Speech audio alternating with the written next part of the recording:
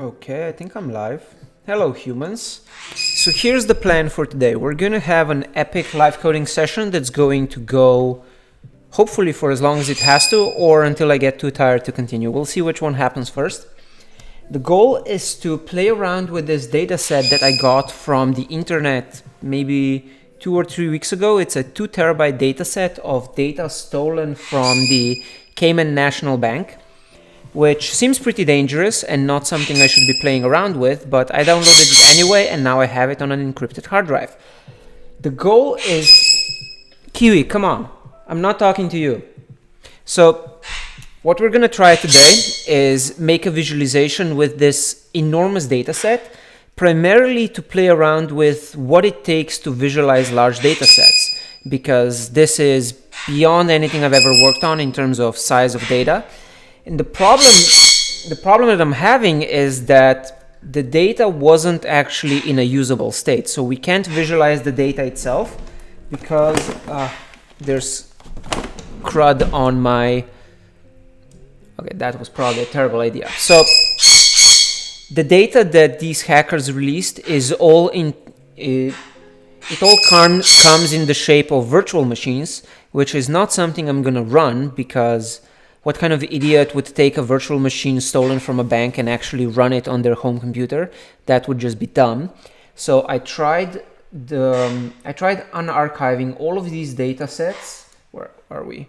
So I tried going through all of these large data sets one by one and unpack them, all of these archive files. So if you look at the SQL one, which was very promising, all of them are actually virtual machines, so I'm not going to be running that. Instead, what we're going to do is we're going to visualize how a... Kiwi, come on.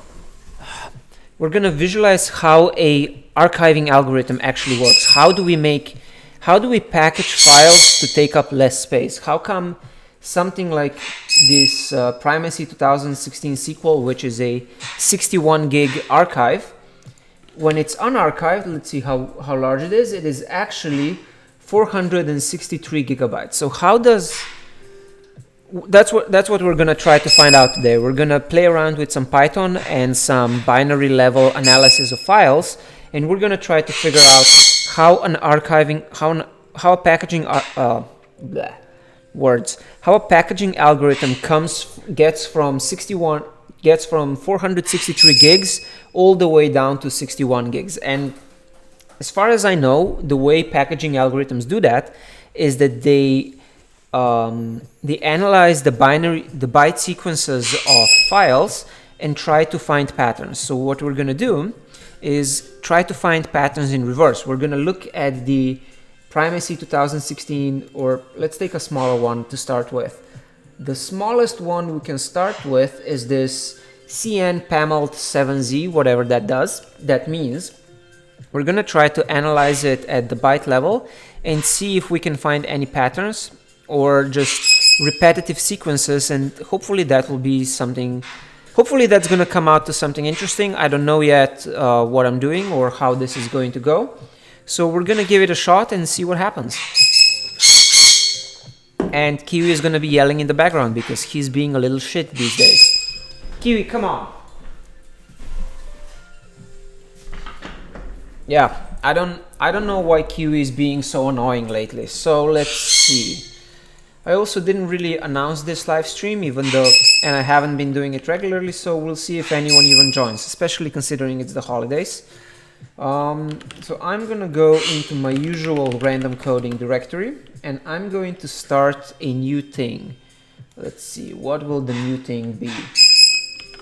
Am I actually online? Am I actually live? Is this thing even working?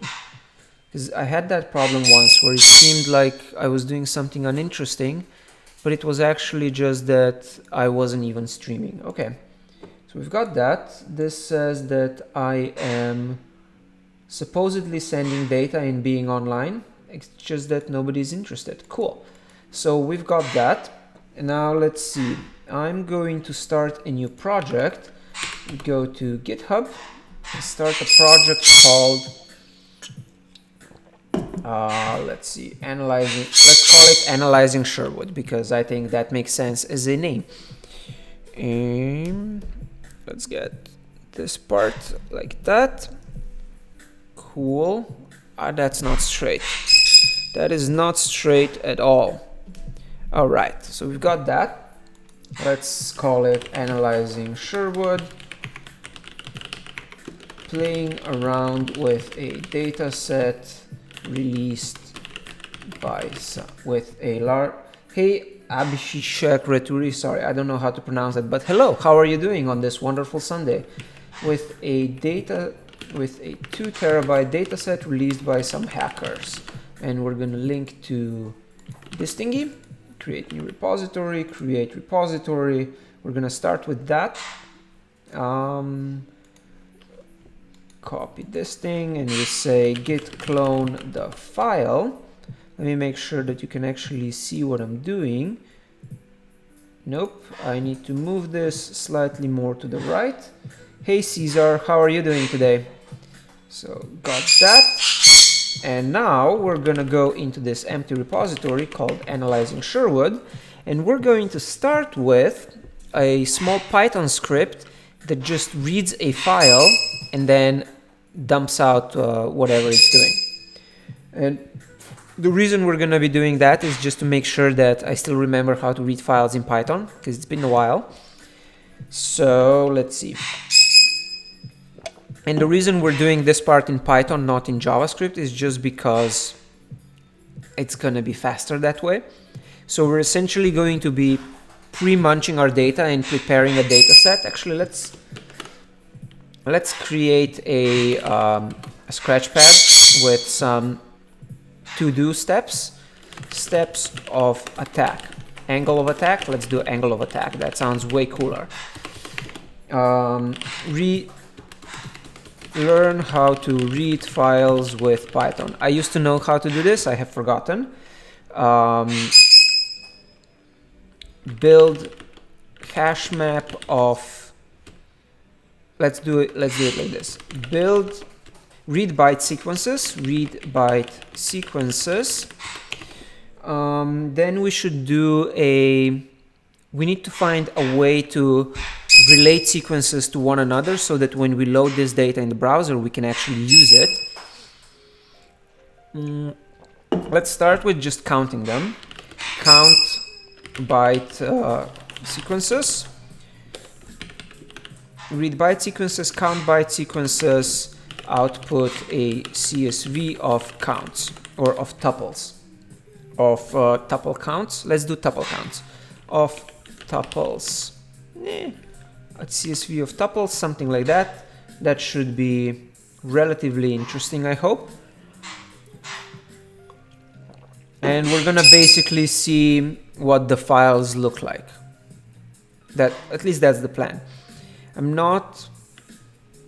kind of making things up as we go, so we're gonna see what happens as things evolve.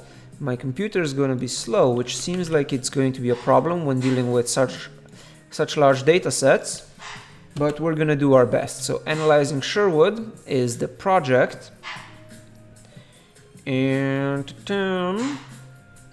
now we're going to create a new file called, let's see, let's call it count byte sequences. What should we do? Count bytes.py,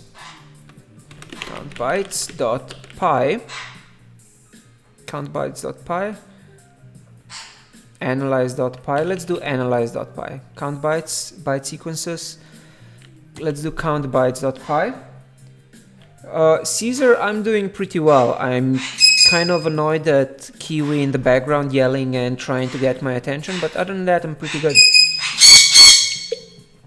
So we're gonna start with, let's see, def. Actually, let's do it just as a normal.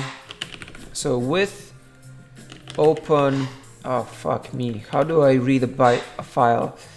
Read bytes from file Python. I totally used to know how to do these things I promise. Looping over each byte, working with binary data. There we go. Aha. Python 2.5, Python 3, there we go. With open file, so we are in /volumes, slash, let's see, slash volumes, volumes. Then we have big data sets, and then we go into Sherwood. Let's go with October 2019, and we're gonna be looking at which one is the smallest. The smallest is CNDC17Z. So that's what we're gonna use. CNDC17Z with open path as RB. No, yes. As file. Come on, really, keyboard? Wow, all of the keys on my keyboard are starting to die. Path equals that. So this only works on my computer. Come on, keyboard, my computer. So we open that as file and we say byte equals f.read of 1. That means it's reading one file. And then while byte is not an empty string, we can print this stuff. So we can say byte equals f.read 1 like that, and let's print the byte just to see what's going on.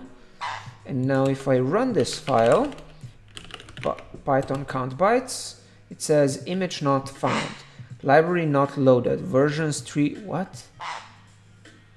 Oy vey. Okay, so this could be a problem. It looks like my Python installation is completely broken. That's a problem. How did that get broken? Python 3.7 update breaks installation, Mac OS, DDL library something. So you host your macOS Python install. That sounds like what I did. This, why me? Why now? Brew install dbt. To resolve, I was unable to install Python 3.6.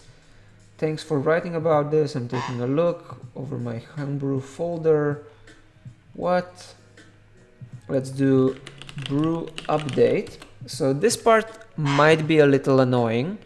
I honestly was not expecting my Python setup to be broken. It worked the last time I tried to use it, and now, oh god, it looks like everything is broken. Git credential OSX keychain is not a git command. Great. Homebrew, what is this problem that I'm having? GitHub for Mac error, no? Can't use homebrew installed git. Git credential OSX keychain is not, why am I doing this? Why me? Why now? Yes, it is pretty funny that I'm looking at pirate data with a parrot on my shoulder. But what's a lot more annoying is that I'm having trouble actually doing that. File, come on, Python. I know you work, you used to work Python. Which Python? User local bin Python, okay. So brew update Python maybe? Brew install Python? Brew upgrade Python. Oh god, that's gonna be a terrible idea. Brew upgrade Python. Hi Kiwi. Git credential wants to use blah. Click deny, a wee bit of context generate. What? Like, why is all of this happening now? Why now? Why when I'm streaming? I wonder if there's a different way for me to run Python code. what if we do user local bin Python 2.7 miniconda bin Python? What? Okay, let's see if I can use that instead. So I'm gonna go with user local opt bin, come on, bin. No, was that not it? It was user local opt Python bin Python. Okay, opt Python bin Python 3.7, and we try to use that to run the count bytes file. Yay, that works. Okay, so I don't know what happened or why this doesn't work, so I'm going to, what can I do to make this easier to run? We're going to write a package JSON and make it so we can run this file using yarn, because that is going to be a much easier, it's going to be easier for me. Analyzing Sherwood. Yes, yep, sure, okay, whatever. Yes, I'm the author, license MIT, fine, cool. So now I can open package JSON and I can write a script that does this stuff. So we're gonna say scripts, and the script is going to be read data, build data, build dataset, build dataset, and it's going to run the build dataset Python script. So I'm going to rename this, move count bytes to build dataset.py, and now if I run build dataset, it does that same thing. Wonderful. So we now have a file that can, we now have a Python script that can read the byte file by file. Now the next thing is that we gotta do is collect. Let's try collecting a hash map of unique bytes, and that could produce something interesting. We're gonna see if there's any duplication in the byte sequences at the 1 byte level, and a byte is a sequence of, I think, 8 bits, or I don't actually know how many. So we're gonna try to build a byte sequence, not a byte sequence, we're gonna try to count if there's any useful bytes in there. So we're gonna say, and this is probably going to break with my naive approach to data, but we can try. So we're gonna call this a byte counts is going to be a dictionary, and then when we read a byte, we're going to say byte counts if byte counts has key. Let's see, Python has key. I know that's should I use has key or in? It's an in.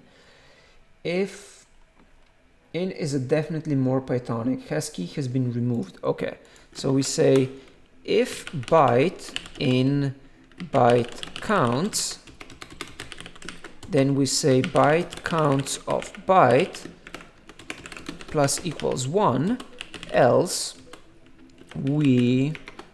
otherwise we do what, and the what is that we say byte counts of byte equals 1. So we found 1 byte of this instance. So this is going to be that iterate through file byte by byte, and then here we have yes, that iterates through the file. So I'm adding more comments just so it helps me understand the code, because I'm kind of rusty with Python. Count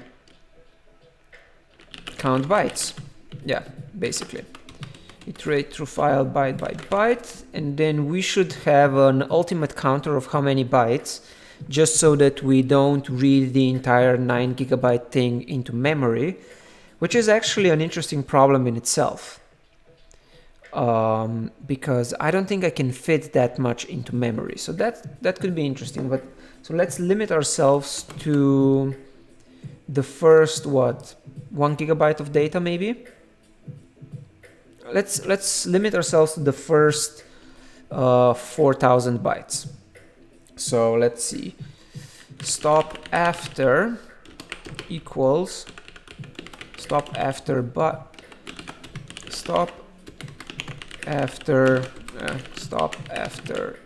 bytes is, let's say, 4096.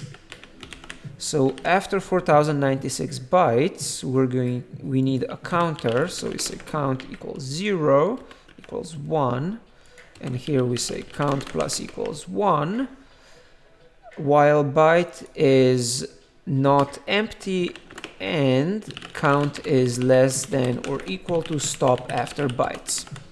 Cool. So now when that happens, then we can print byte counts, and we're gonna see what that does. I think it's going to cause problems, but let's give it a shot. Oh, it's not end, it's actually, you have to write end when you're doing Python. Cool, so that was fast, and we were able to see, let's see, we can see that there's a lot of repetition. We have 18 counts, 14, 17, so there's a lot of these bytes that are repeating. So that we found that out so far. We know we have a lot of bytes in this data that are repetitive, which is very interesting to know. Now let's see what happens if we let this go for, so 1024 bytes is 1 kilobyte. So that's 1 kilobyte of data times, let's say, let's get 1 meg. So if we want to get 1 meg, we want to get 1024 times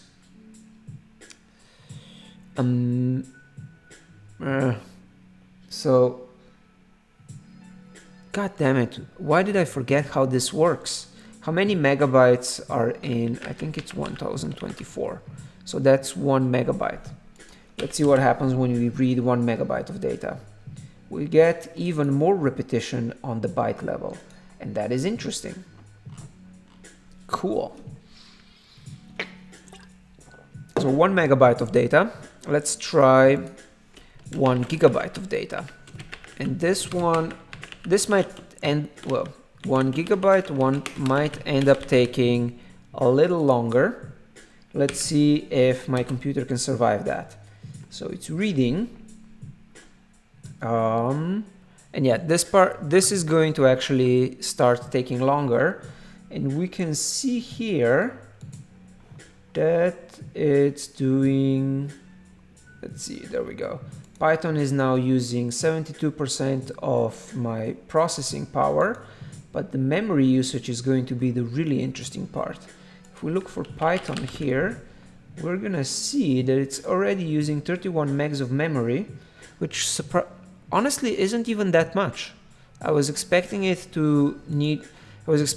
to be a lot more memory usage. So it seems like there's a lot of repetitive bytes in a large archive like that. Cool. So now this is going to end up taking pretty much 1 forever, which is not great. So what can we do to make this faster? Let's go back to this so it's more interesting to look at on the stream. So this part might be a little silly. So what can we do to speed this up? Or rather, can we find something for ourselves to do while the analysis script is running?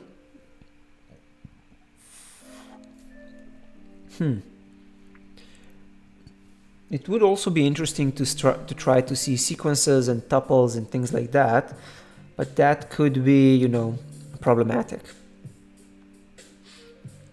So what can we do? Yeah, it's not gonna, I don't think this is gonna finish in any reasonable amount of time, at least not with me running streaming at the same time. I mean, memory usage is actually still pretty damn good. I'm just curious to see if it actually finishes. So I'm gonna leave that running. While we're doing that, I'm going to start we're gonna make a create React app, and we're gonna start working on the data visualization part of this, which is going to intake the output we create. So this only works on my computer, 1 GB of data, iterate through file byte by byte, and the output we're looking for is what should be the output we're looking for? We need some way of identifying bytes. Why is this gray? So we need some way of identifying which bytes we're looking at and how they are sequenced in the file. That would be cool.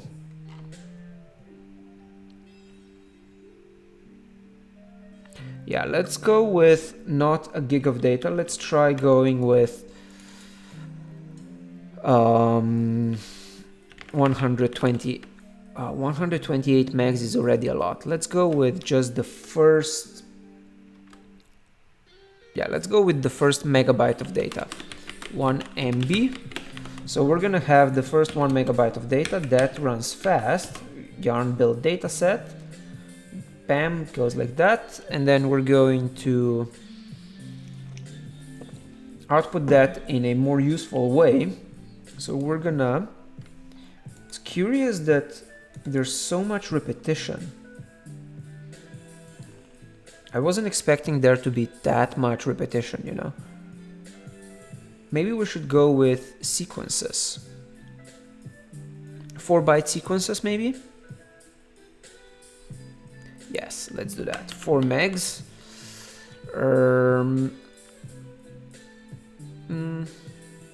No, let's go with bytes. So we have bytes, and we're going to output this into a file.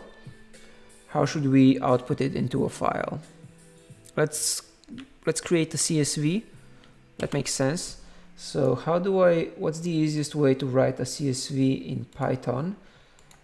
Python write CSV, and that's just because I forgot how to do it, obviously. Reading and writing CSV files in Python. Bam. Parsing, reading, writings from a dictionary.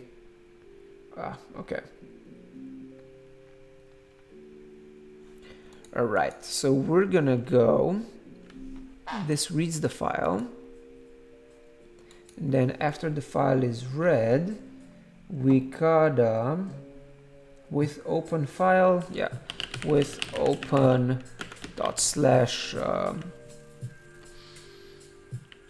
dataset.csv, mode equals write, so we can just say write as CSV file. Then we import the CSV at top, so this is the CSV library. Yes. With open that, we say field names. So we have key and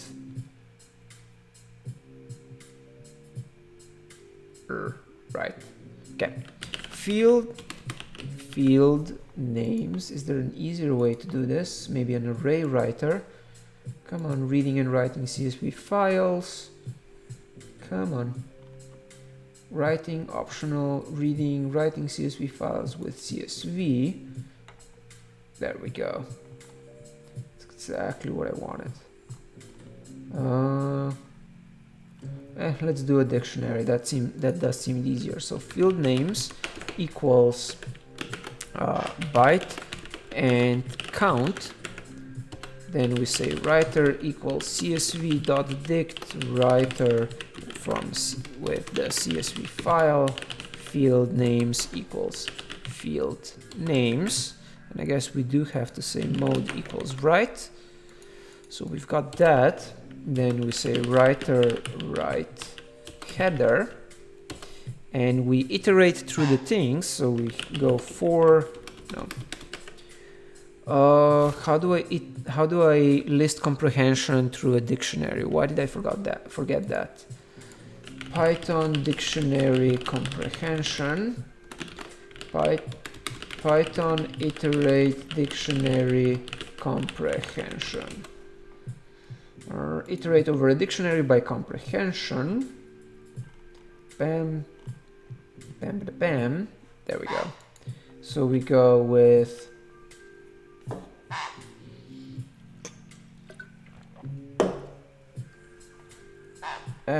you know what? We're just gonna go the easy way. For byte in, what was it? Byte in byte counts. We say writer.write row with byte being our byte and byte being our byte and count being our byte count of byte, like that. So that should end up writing the thing. So I'm gonna try running this code now, and we're gonna see byte count, and we're gonna see if this creates a CSV dataset for us to use.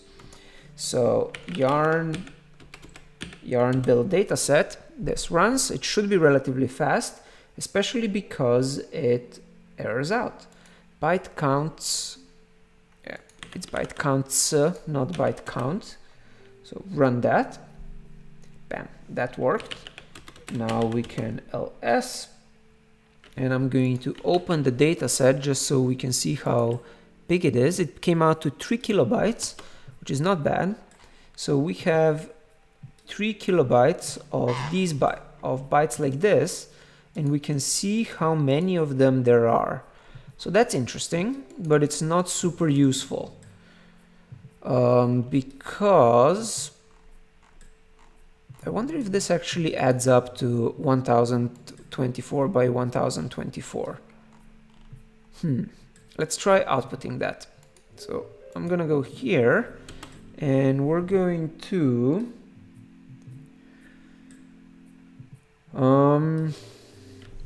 okay, it's time to start splitting this up into some functions so it's easier to read.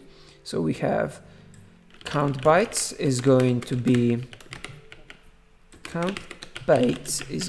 a method that accepts a path, and it's gonna do all of this, and then it's going to return byte counts like that. So we have, well, come on. So one of the things that's really important in Python is indentation. So I gotta make sure all of this is indented correctly. And it doesn't help that I don't like using indentation markers. Then we're going to have def write CSV from byte counts. Write CSV from byte counts like that. Okay, so now we can go path equals blah, but let's actually count all of the counts. So we're gonna go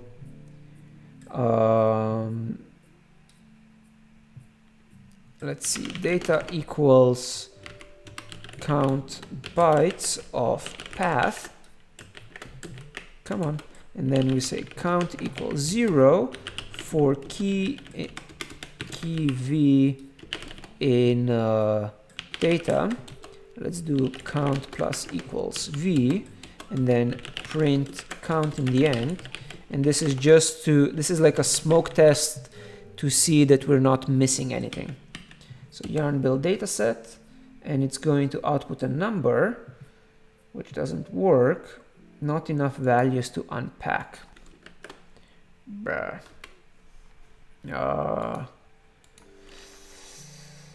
Python iterate dictionary key value. I know I used to know. So this is what happens when you don't use a language for a while. You become kind of forget the idioms and how things work. So now how do I see this? Modifying real world, iterating through keys directly, for key in addict. Yes, I know I can do that. Can I do values? I need to do. Guess what? That's what I need to do. So we have to do for key and value in data items, like that, and I run that, and now it should work. There we go. So we get 1000 or some huge number. If I delete that by 1024, we get 124. Okay. So we know this was a smoke test to make sure that we're not losing any bytes. So we get this data set, and it doesn't really map to the visualization idea that I had. So what can we do instead? I want to basically get an idea of what a package looks like.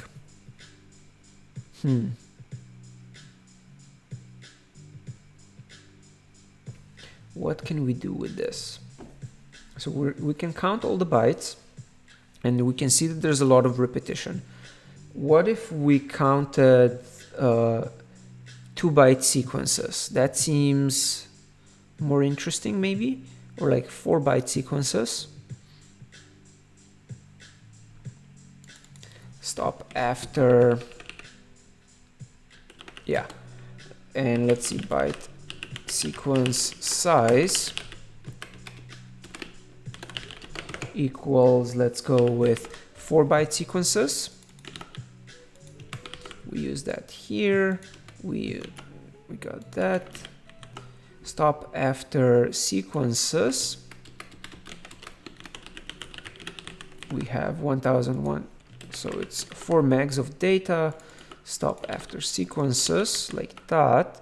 And now, so we can call this a sequence, and a sequence.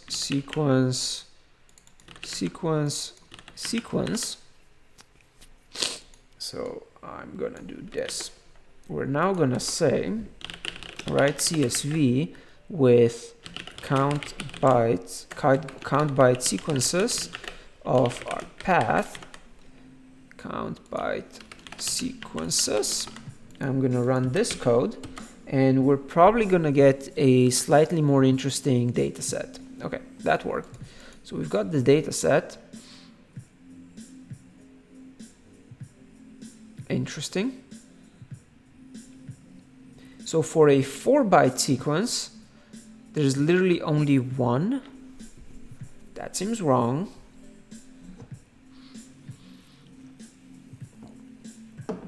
Why is there only 1-byte sequence that repeats throughout the entire thing?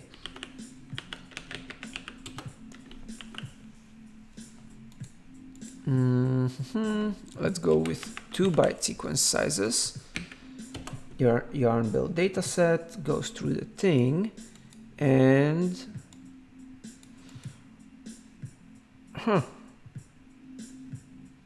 that seems wrong. That does not sound like it is actually working.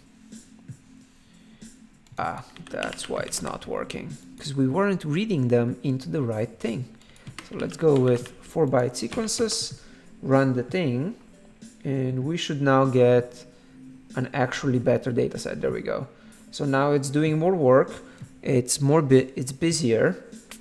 It caught a bunch of stuff. Let's see, the data set is now going to be much more interesting. So these are now 4-byte sequences, and at 4 bytes, we see that there's suddenly no more repetition. So if you go to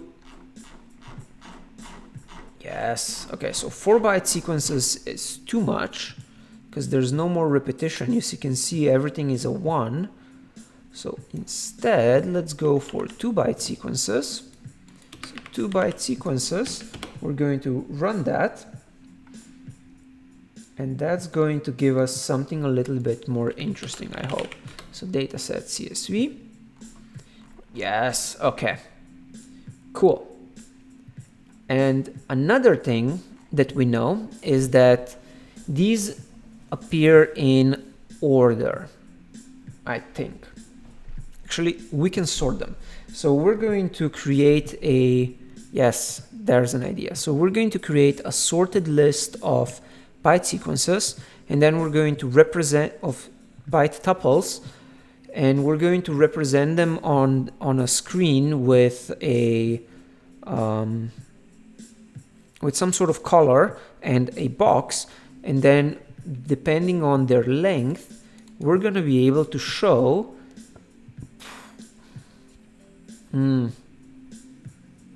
okay, yeah, that could be cool. We're basically going to create a visualization of, yes, okay, I have an idea. So we're going to create a visualization that's going to essentially take our entire file, chunk it into chunks of 2 bytes, and then create a visualization as if they were sorted. So you will be able to see a nice view of how many there are, if that makes sense. I'm gonna try to show you. So we're gonna take this data set, which is, how big is the data set? ls minus lh. The data set is already at 800 kilobytes, which is a lot. So we're gonna have to figure out how to actually serve that. And what the heck, let's do it with Gatsby, because I think Gatsby will help us make this faster. So we're gonna use Gatsby so that, no, we should find a way to stream the data in, because there's going to be a lot of this data. So we're gonna start with the 876 kilobyte data set.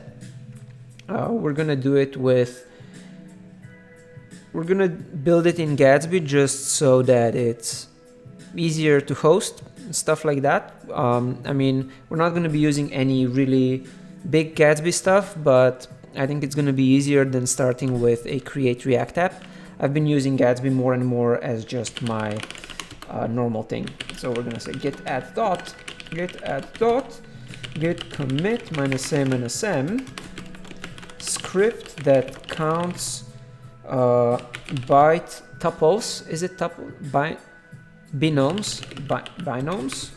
Binomes in large files.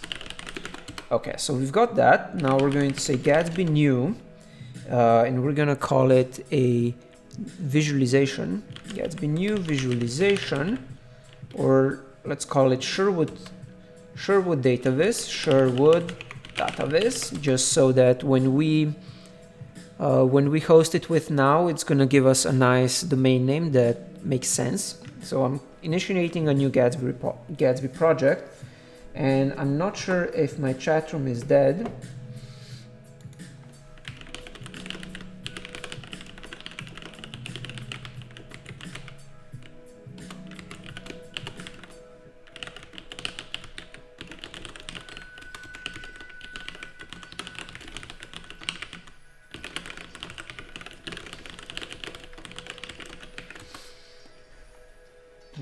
Okay, so Gatsby is still starting.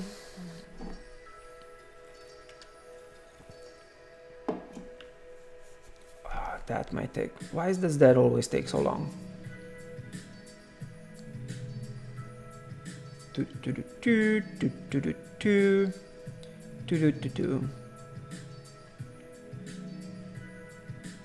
Get Python books and courses, that sounds useful.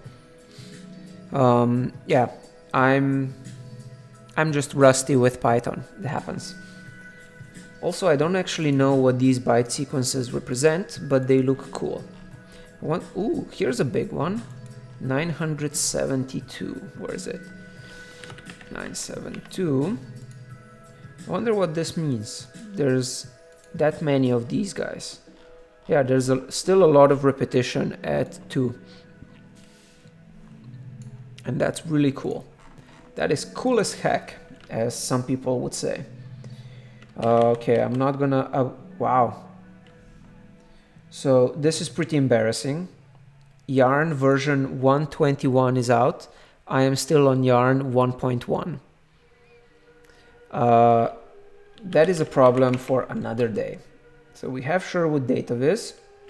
I'm gonna yarn start this thing, and we're gonna go here, and we're going to git add dot git git commit -a -m, and we're going to say this is called what?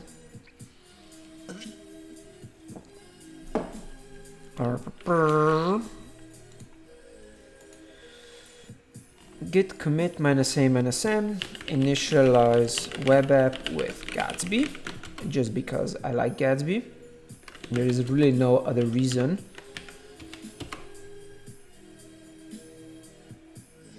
Caesar, yeah, I know. Don't worry, I'm also still trying to figure out what I'm actually gonna build with the data. But I think it's gonna be cool. So we've got that. Now let's go to localhost 8000 just to see that it shows up. There's the Gatsby default starter page, wonderful.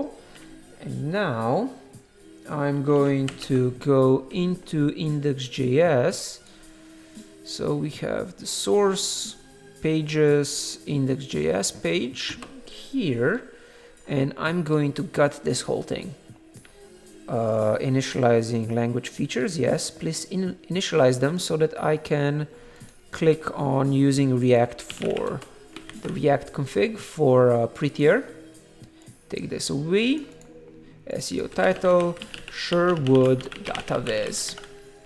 Like that. And I'm going to remove all of this stuff. And let's see what we get. Index page layout. Let's go into layout. We can also remove this stuff, so we don't really need the header, right? Nope. There we go. And we can keep the... Do we need the margin? Do we want to be in the middle? Yeah, I guess we do. Built with Love and Gatsby. Oh, come on. Insert the emoji. You can do it. Built with love by Swizzets. Swizzets.com. Yeah, Swizzets.com. Swizzets. There we go. Copyright 2019. Built with love by Swizzets. Wonderful. So now we get to start playing around and putting up an SVG with all of our data. So we're gonna take this away. Built with love by Swizzets. We need to get we want to make this to be full screen at least. And the question is whether we should use SVG or should we try to use React Tree Fiber. Let's go with SVG. We're gonna play with React Tree Fiber next month. I think that makes most sense. So we've got this thing, and we're going to create an SVG with a width of... should we get styled components here just to make our life a little easier? Actually, no. Let's start by loading the data. So I'm gonna add d3 as a dependency. Yarn add d3. And I'm going to add styled components as well, just because I'm used to using styled components for styling things. Gatsby plugins Gatsby.js.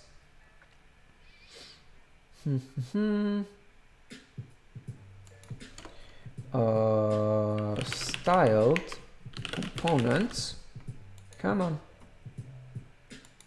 Yay, styled components.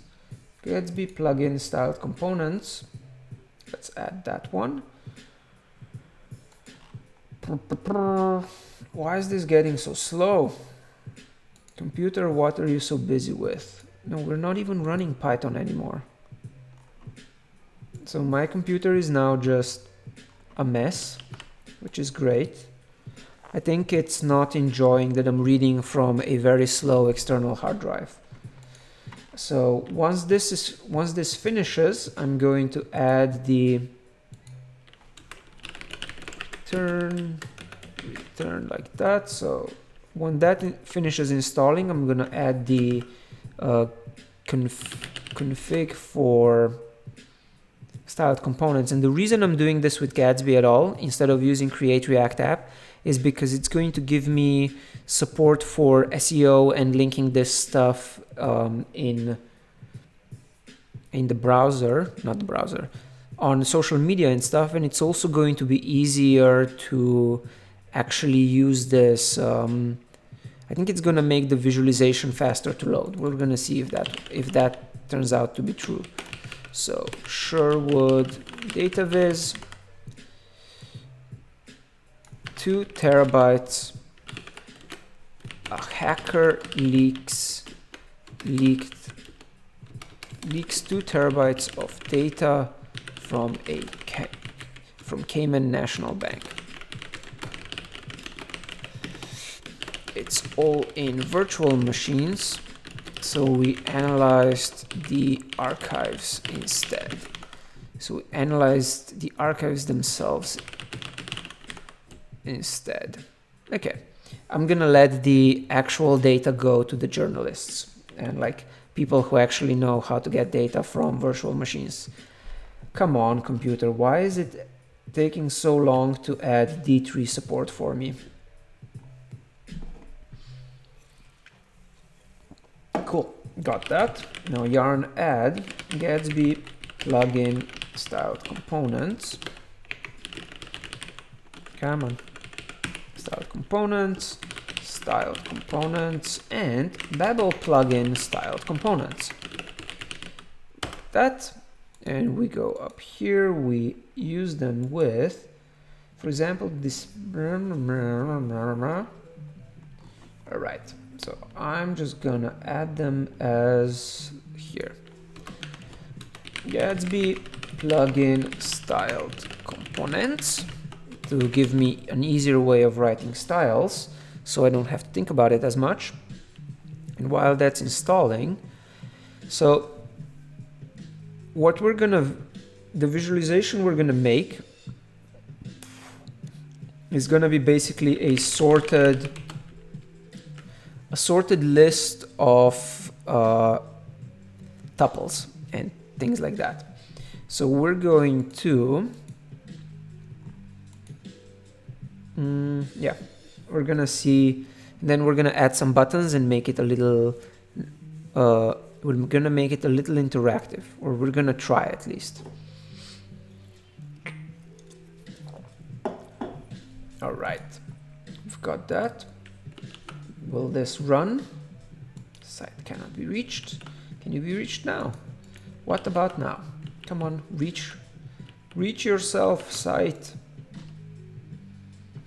Come on, site.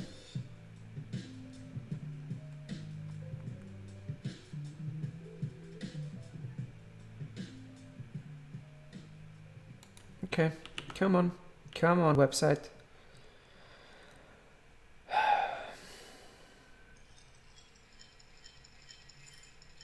Why is this taking so long? Why is it taking so long to build a development bundle? Maybe I do need to buy a new computer, eh? Okay, so we've got that showing up. Now we're going to load the data set. So we're going to say const data equals use dataset, and we're going to call this dataset Albert. Yeah, let's just get the normal dataset.csv first. So, or we can name this one tuples. So we have binomes, trinomes. What's it called? So there's a technique in natural language processing where people look for repetition in the data based on how often one word repeats, how often two words together repeat, how often three words together repeat, and so on. And I can't remember what that's called. NLP 2 words. That will change how, yes, okay, bag of words model. Come on. It was a long time ago since I played around with natural language processing. Ngrams, yes. Thank you, Ardong. That is a difficult name for me to pronounce. So we're gonna get use dataset 2 grams. Yeah, or let's just start with dataset.csv. Dataset.csv. So we're going to have function use dataset, which is going to take a path or a URL path, and it's going to read that path using D3. So import asterisk as D3 from D3, and we said we're not using link anywhere. So use dataset path can, from D3 needs that stuff. So we are going to d3.csv, which is going to get a URL, which can be just our path, and then, how does this work again? Then it gets the row array, and that's about it. So it gets rows, and with those rows, it's going to parse the rows. So we're gonna have const data and set data equals use state with a null, and we're going to return data from our use dataset function. This is going to go there. Use state is not defined. We need to get it from React. Use state, come on, use state, and we're going to here. Let's copy dataset CSV to Sherwood DataViz static. Come on, there should be, no, is there a public? Public, but I think that is stuff that we create. Where do static files go?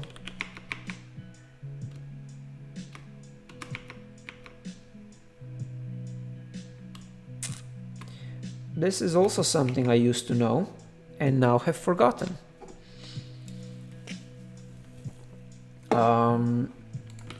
Gatsby, where to put static files. I think it's in public using the static folder. Okay. So outside of the module, adding assets, you can create a folder named static at the root of your project. That's what I needed. Make dir Sherwood DataViz static, bam, and then we copy the dataset into Sherwood DataViz static. You can reference assets from the static folder in your code without anything special. It should be used. Normally, we recommend using import for getting asset URLs as described in the importing asset blah. Keep in mind the downsides. None of the files will be post-processed or minified. Missing files are not known. And great. Okay, so we've got that. We should now be able to get the rows of data. So we can console log that stuff, or that is probably a terrible idea. Let's console log rows.length just so we can see that it's actually being loaded. So we go here, load the thing, and we get 65,536 different 2 grams. Awesome. So these are 2 grams. These are the 2 grams from the first megabyte of data that we have in one of the files. So this is cool. We've taken a bunch of data and we're making it smaller to visualize, but this is still going to be a shitload of data to show. Like 65,000 DOM nodes is going to be fun. You'll see. It's gonna be pretty fun. So we're going to we're going to cheat a little bit. So we're going to set data. Let's console log the first row, console log rows of 0, and we're gonna see rows of 0, come on, rows 0, show it to me, byte is something and count is 13. So we gotta go through all of this stuff and we gotta make sure that numbers are actually numbers before we do anything else. So we are going to rows, let's see, let's set data rows.map with set data rows.map. What should we call this? Rows map, yes. So it gets the row and it's going to return, it's gonna return the entire row, but also as the count is going to be number of row of count. Cool, so we're gonna have data now. And now here, if we console log, if data exists, then we console log data 0, and let's see what happens. Console log data and data 0. There we go.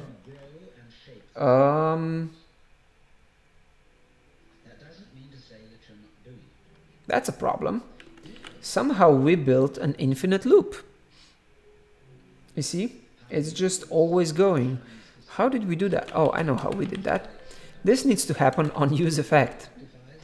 I don't know how I managed to mess that one up. So use effect, which then runs this stuff and only runs on a new, only when we mount the page is this supposed to run. Then and now we can go console log of data and data 0. Ah, bird, can you chill?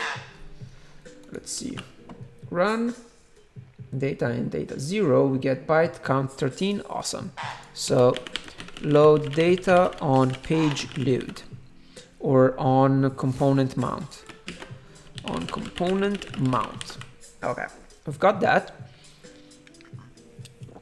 We should probably also do it when path changes, on component mount or path change. Okay, so we now have that. We have use dataset, and now the next thing we're gonna do is try to show all of this, and you'll see that it's going to break my browser. So we're going to break my browser by showing an SVG. So we're gonna say SVG playground, canvas. Should we call it canvas or is that confusing? Let's call it canvas, even though that, let's call it just SVG. And we're going to create a new styled component called SVG, import styled from styled components. And we say const SVG equals style.svg, which has a width of 100% and a height of, what should the height be? 100 VH. That seems like a reasonable height to have. All right, so we've got that. It's now very tall and as wide as we can make it. And now we're going to try to shove in there all 65,000 n-grams. And I am pretty sure it's going to break the browser. And then we're gonna try to find a better way of visualizing all of that. So we go here. Kiwi, what's up? So if the data exists, let's see. If data exists, then we play around with what should we say? What's the size of this? We're going to have, if data, we say show n-grams, and we paste in n-grams equals data, like that, and we say null. So if we have show n-grams, and we're gonna need the width and the height of this thing as well.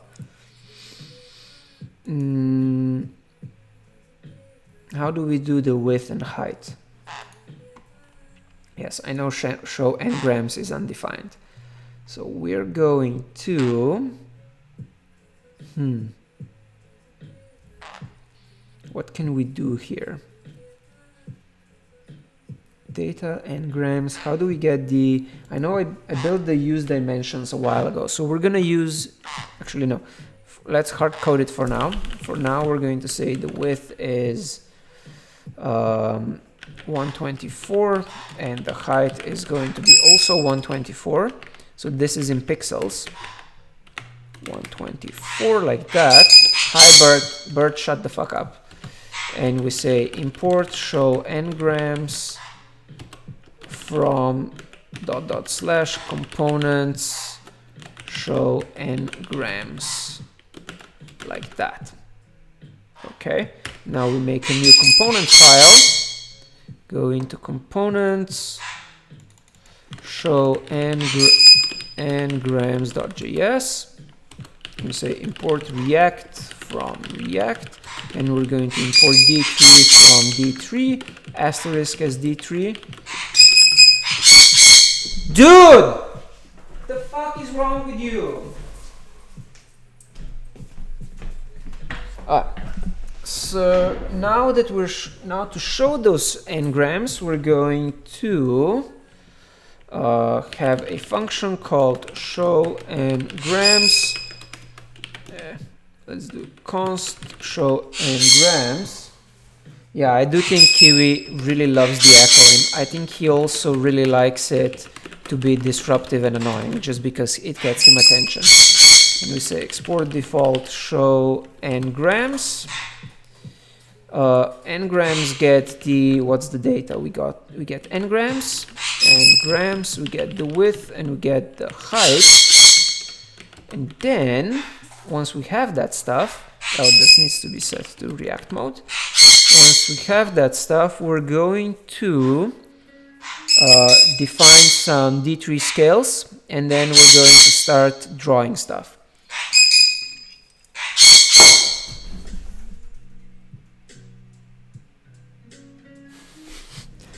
He's a nuisance. So show n-grams, width and height. We need to define scales and return a bunch of, let's start with rectangles for starters. How do we get those rectangles? And how do we decide how many things we can actually place on the screen? That's going to be interesting. What kind of scales can we use that give us this automatically? That would be cool to know. Let's start by just rendering them all as a right. We need to find a way to display them in a grid. Kiwi, hi. So we're gonna go with, let's start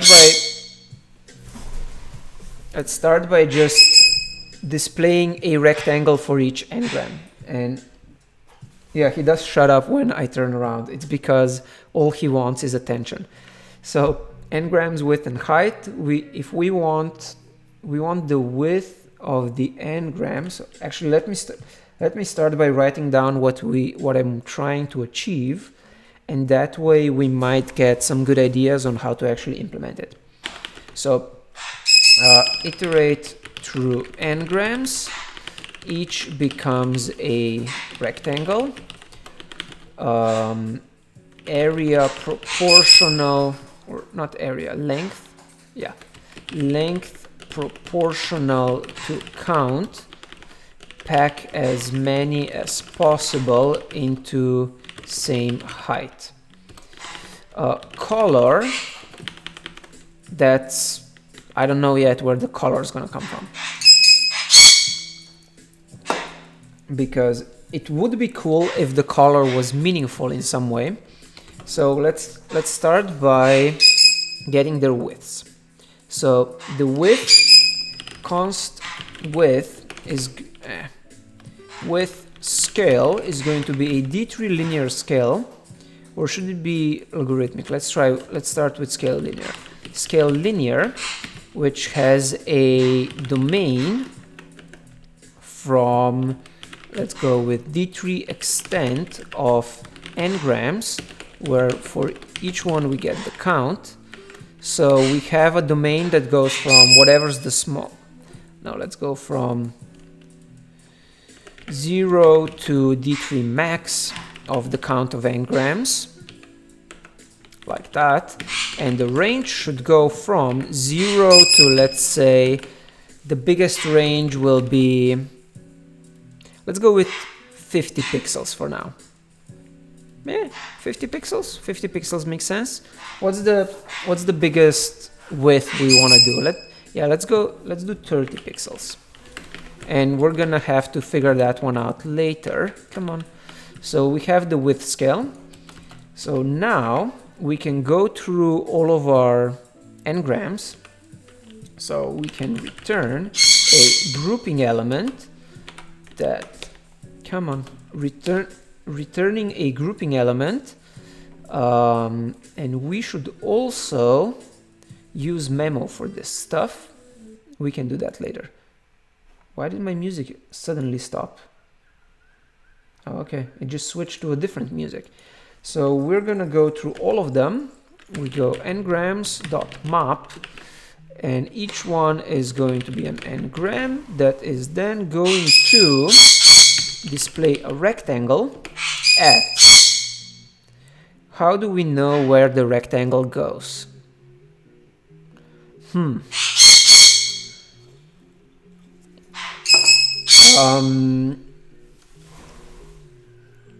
Let's go with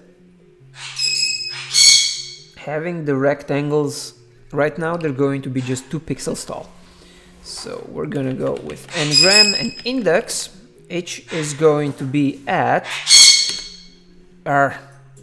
x equals 0. Come on. Y equals I times 2, so that each is going to be 2 pixels high. Width is going to be the width scale of ngram.count, like that, and then the height is going to be 2 pixels. We close that off.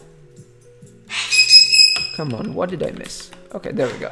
So this should now render a bunch of rectangles and possibly expected a string. Oh, because why did... Let me go check on the bird. I think he just crashed into something. I heard a thud. So, and while I do that, let's let this render. I'll be right back.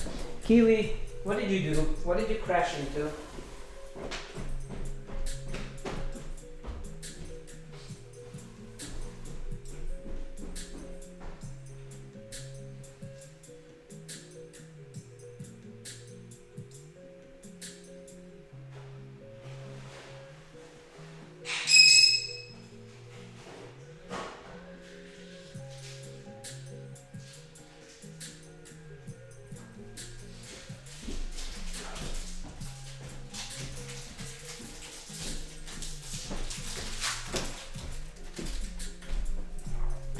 Cool.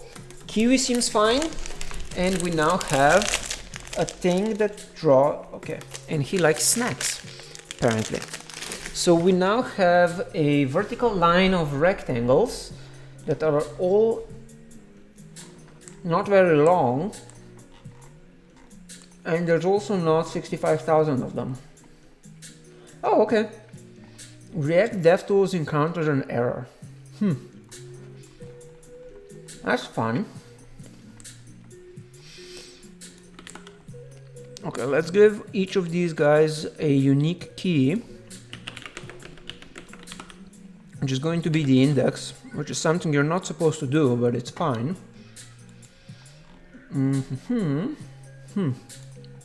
Maybe this needs to be a logarithmic scale, because it looks like we have some very large outliers and almost everything is, let's console log d3.extent of n grams, where we get d and d.count. So that will tell us kind of the maximum range of data that we're dealing with.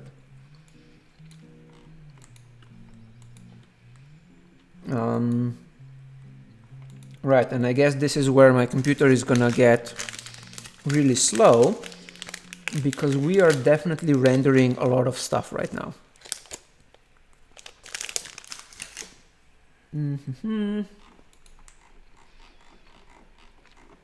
Come on. Well, this is still reloading.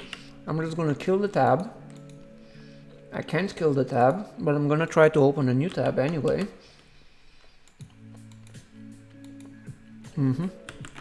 So that's kind of what happens when you try to work with very large data sets. So I think,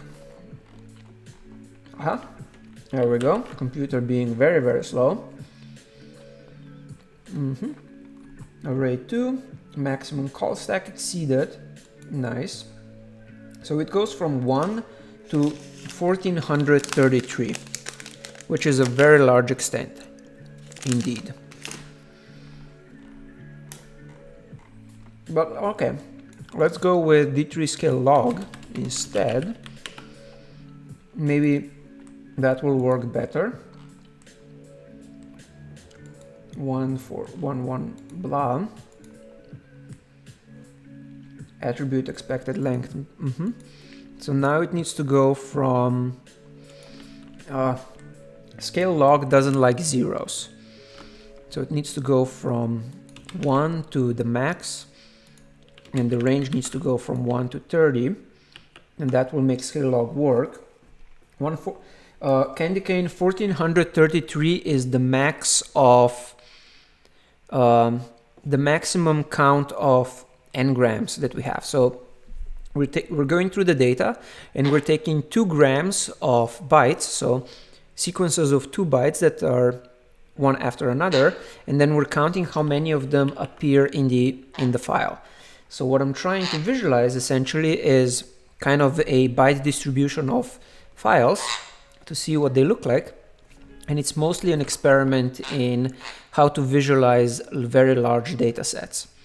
The data set here is kind of contrived and a little bit silly, but it's still interesting, I think. As you can see, it's still trying to, it keeps killing my tabs. So I have to keep moving to a new Chrome tab or Brave tab just to be able to test. So the next thing we're gonna do is try to improve on that. So it goes from 1 to 1433. Will it actually manage to render something? That's my question. Come on. DevTools range error maximum call stack exceeded. That's interesting. Okay. Hi, Bert.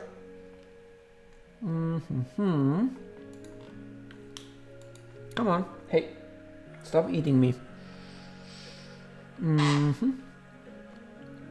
Okay, so this gives me a much more interesting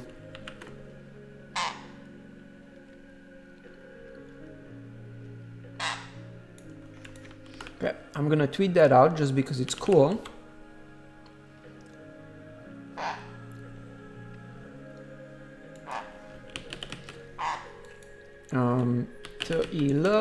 TIL.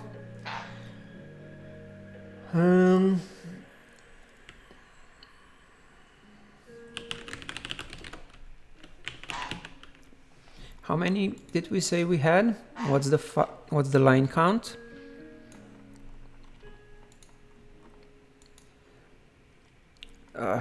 Okay, let's go here. VC minus L dataset CSV.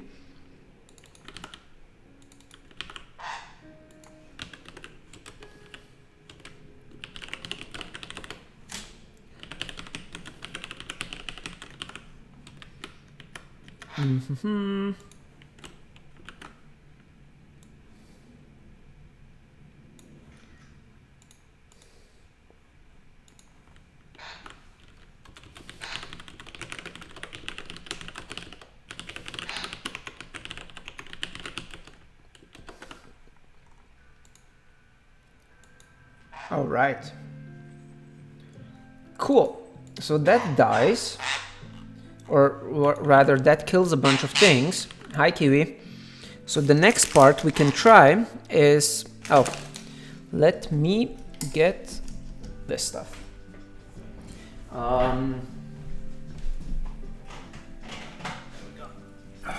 Camera battery, that's the stuff. That's what I wanted to say. Hello, bird. Okay, so I replaced my camera battery. Let's see if you can see me. Am I moving? Yes, I am indeed moving. Is my phone here? What does my girlfriend want? About how many distinct single bytes in datasets. So the whole file we're looking at is 9 gig. So which means somewhere up to 9 times 124 times 124 times 124 distinct bytes. So kilobyte, megabyte, gigabyte. Yes, so Rora, we're still figuring out where this is going. So keep patient. Kiwi, come on.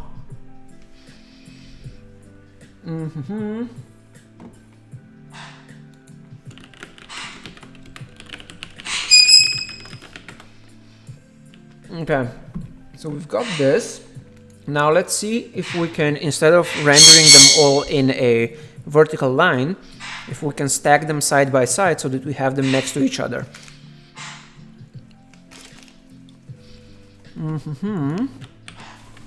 We've got that. We've got the width scale. Now how do we place them horizontally? We need to...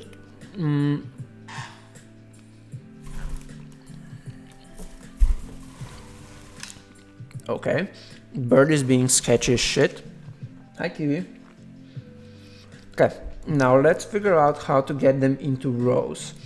The easiest way to get them into rows is to figure out how many will fit, and that we can do that by get them. All right, so each row can fit as many as the width of the row will allow. But since the width is varying, we don't know exactly when that happens, which means we gotta... Is there a take while? That would be useful. Aha, let's do it this way. So pack into rows based on n-gram width. N-gram width, so we're gonna take this away for now, so it's not rendering anything, and we're gonna say const rows equals n-grams.reduce, where we get the previous value, which is going to be rows, and the current value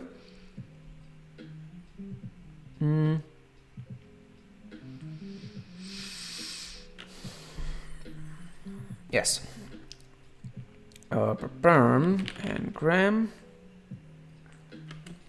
How do I do this? This seems a little silly.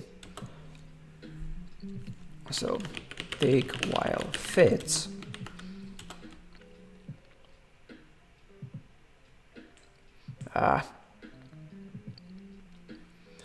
This one might be a little difficult.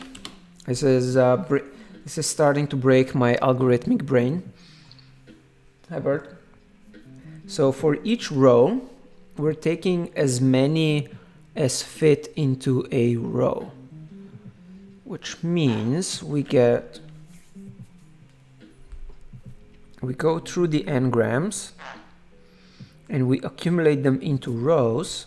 Each of them is an n-grams, but we're going individually.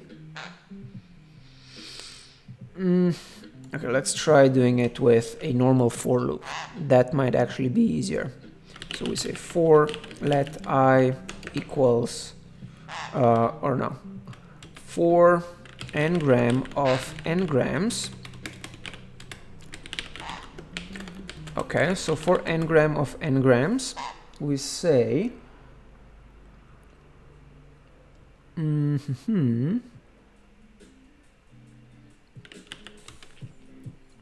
if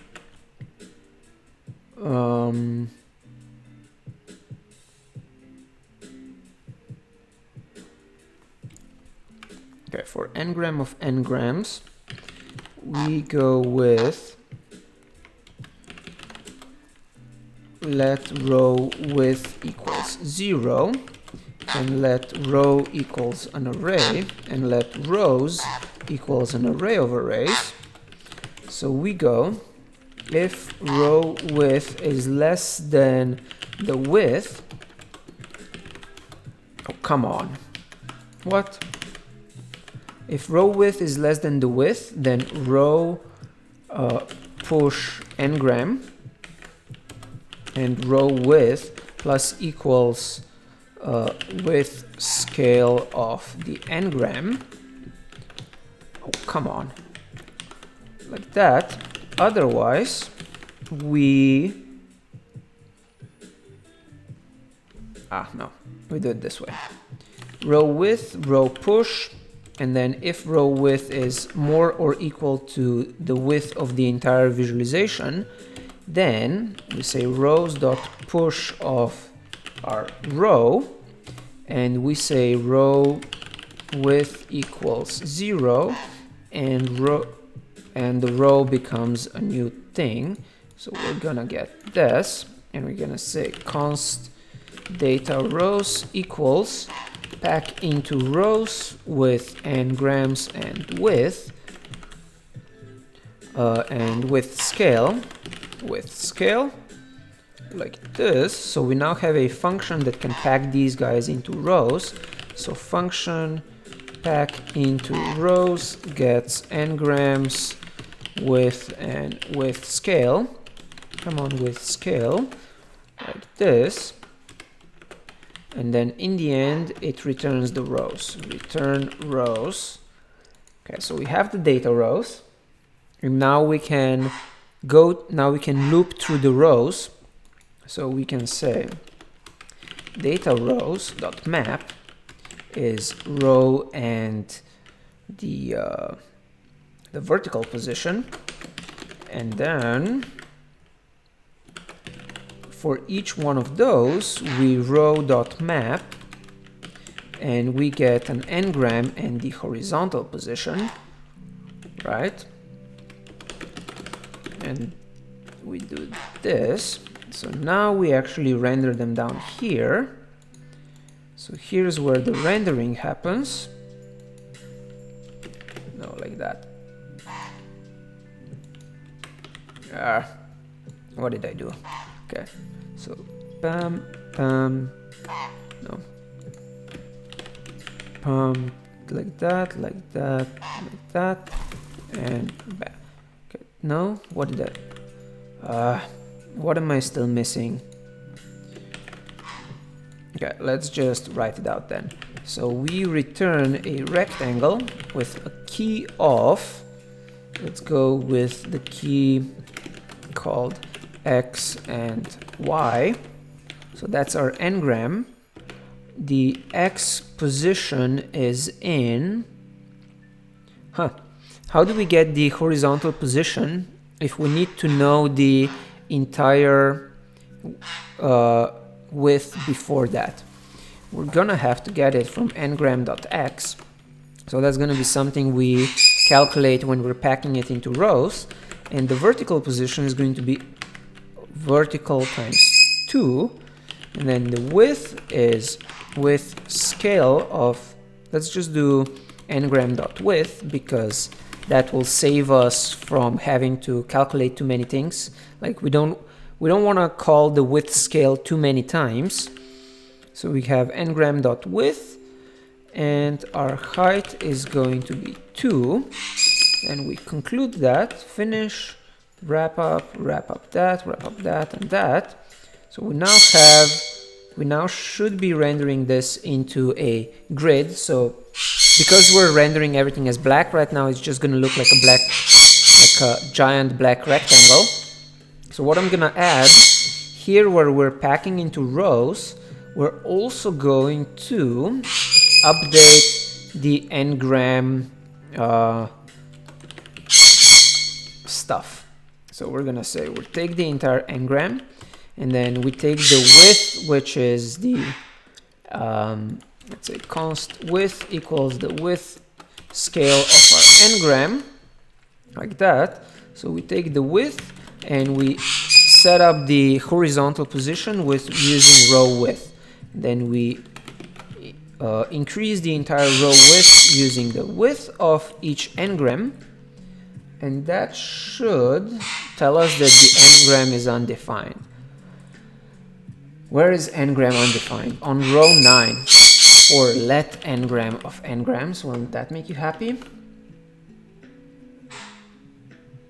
Okay, let's see if anything shows up. I'm not sure that it will. Come on, show up. I have no idea what's going on. Hi, bird. Okay. Okay, so something showed up. I don't know where. Are we even rendering anything? SVG has a grouping element that is empty. Shut up, Kiwi. Return rows, pack into rows using the width. Okay. So this needs to be n-gram width. So width is n-gram width, and then width here, width. Okay, let's reload.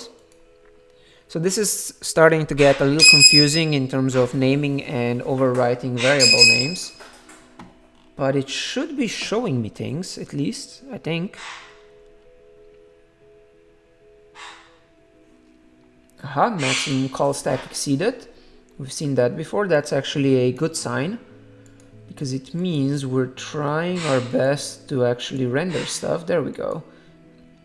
So there's a bunch of elements here now. I just need to wait patiently until they show up, I think. We'll see if they do show up. And while we wait for that, I'm gonna go kill the bird.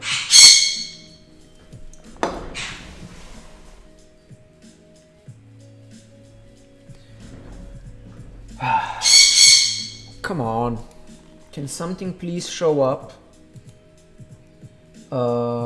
Perm rectangle. Okay, x at 0, 0. Why is the width always empty?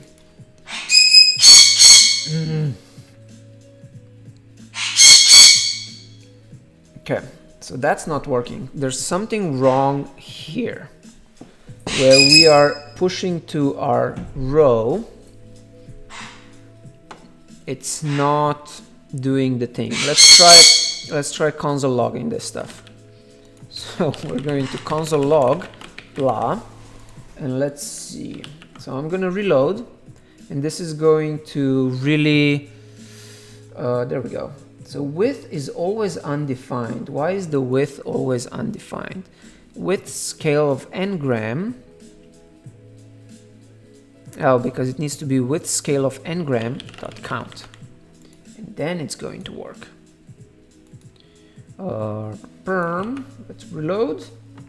And hopefully this is going to result in a large black square now. So width is still undefined. Why? Why is the width still undefined? We get the count, but then width scale.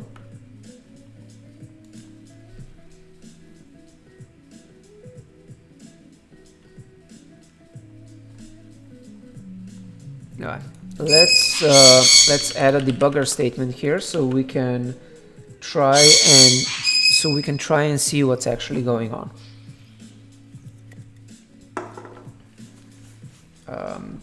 I need you to stop printing. Okay, new tab, and let's see.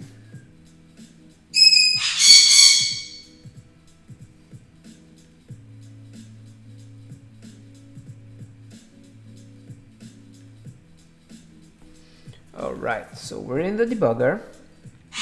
We have 65,000 engrams. And what is the width scale? The width scale is a function, which is great. If we pass in the number 5, we get back a number. Ngrams 0.count. If we put that in the width scale, we should get an actual number. So what if we go for let ngram of ngrams, and we know that console logging that actually works. So let's try pressing play. Oh, now it works. So the reason it wasn't working before is because we were still looking at the old execution, because it was, the browser was still stuck on trying to do whatever we asked it to do before we changed the code, which is one of the downsides of working with large data sets. Is that kind of crap. All right, come on, computer, show me this stupid website. Okay. Why is the debugger still there? I don't want the debugger anymore. Okay, I'm gonna close this page, open a new one, because that seems to be the only way forward. And let's see.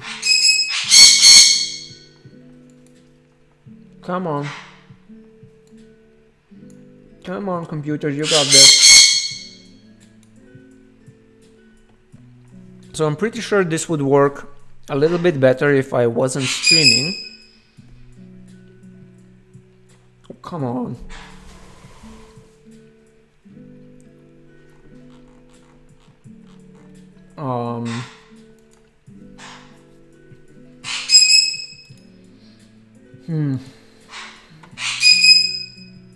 And they're still all in a vertical file.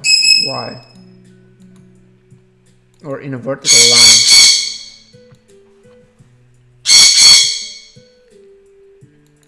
Why are they still all in a vertical line?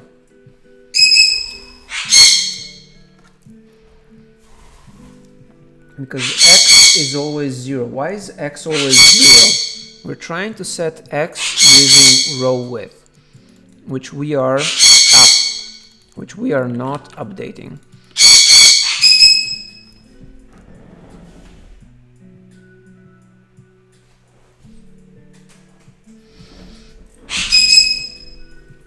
Okay, let's try this again.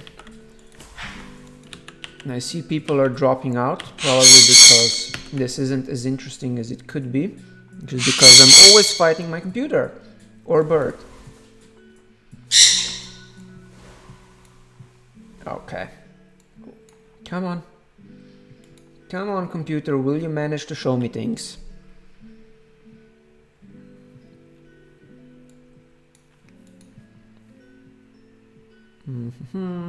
There we go. Okay. So that may have looked weird, but that was actually the result we were hoping for. I don't know why it vanished again. There we go. So that's what we were looking for. Now the next step is adding some color to this. Now how do we get colors? Okay, so we've got that. Get status,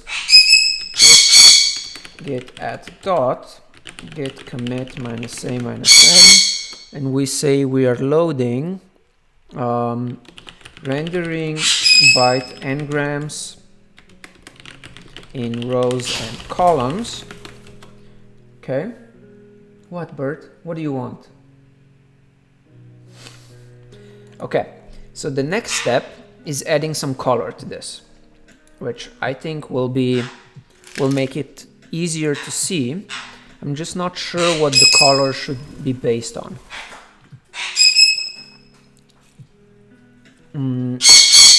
What should we base the color on so that it's something useful? Maybe the color should be based on the actual byte n-gram, or like 2 grams of bytes.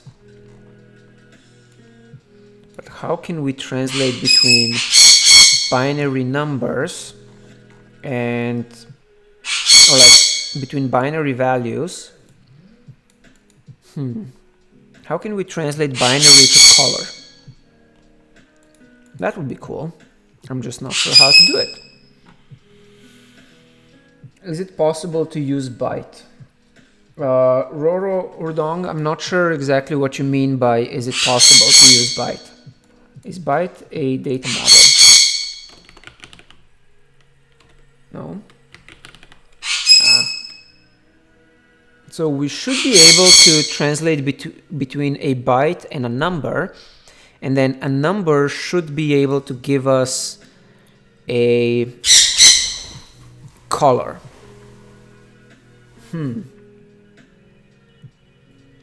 Let's see.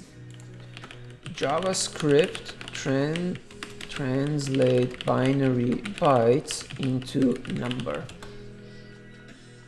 Converting binary to text using JavaScript. Binary strings. There we go. JavaScript strings are UTF-6. Okay, that's not very useful. Convert from to binary decimal hexadecimal. Convert bytes to string in JavaScript. Convert number to binary.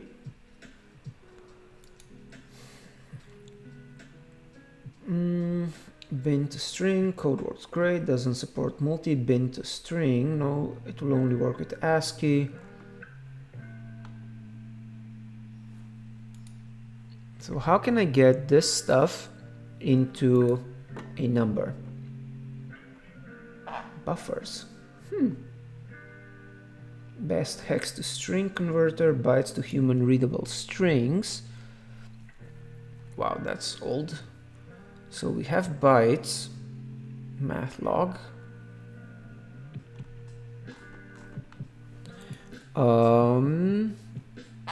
Hi Kiwi. Let's see.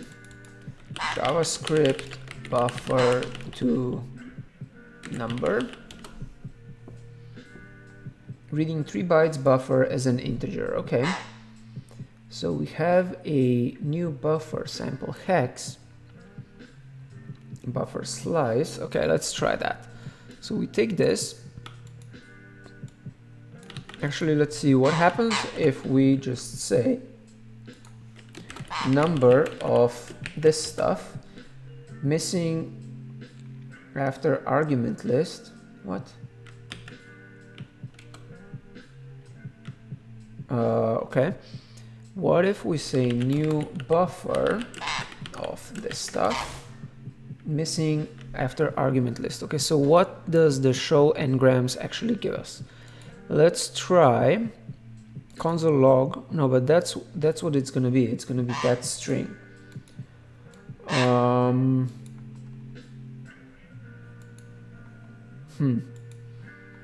Okay, let's see, how will this work?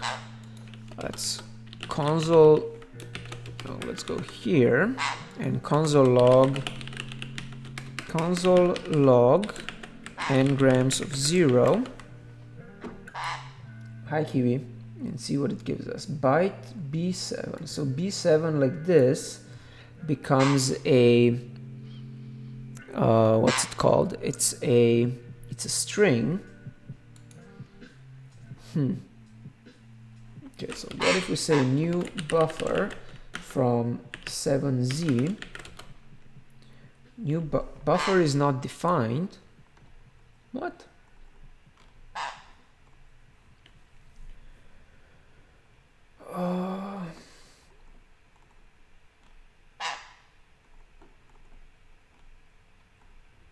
Okay, so is this actually in hex? That would be good to know. This doesn't look like it in hex. Doesn't look like it's in hex.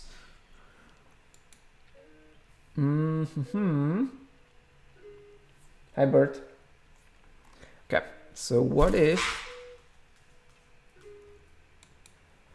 what can we do? Oh, we can do it at the Python level. Python binary to hex. Kiwi, why are you pooping there? Conversion from binary string to hexadecimal. So I have blah int hex int x base, convert a string to or number to an integer if possible. Let's go back into Python. So package JSON, and we're gonna play with the Python stuff like this, and we say byte equals, let's try b of 7z like this. Now when we print the byte, we get b7z. What if we say hex of byte? We get bytes cannot be interpreted as an integer. What can we do about this? PySci type error bytes cannot be interpreted as an integer. This is a workaround. That seems way too weird of a workaround. What if we say int of byte?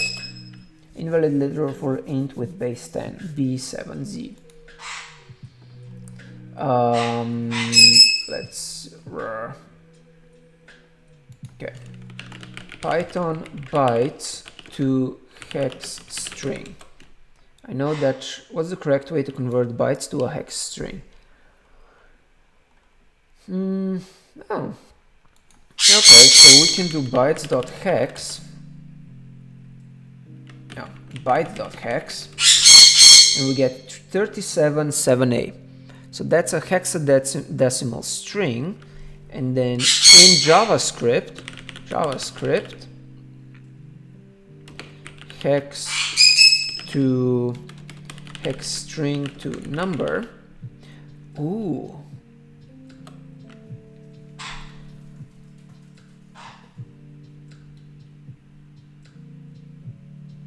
Okay, so if I go like this, so I should now be able to say parse int of this string and say that it's in hexadecimal, and I get a number.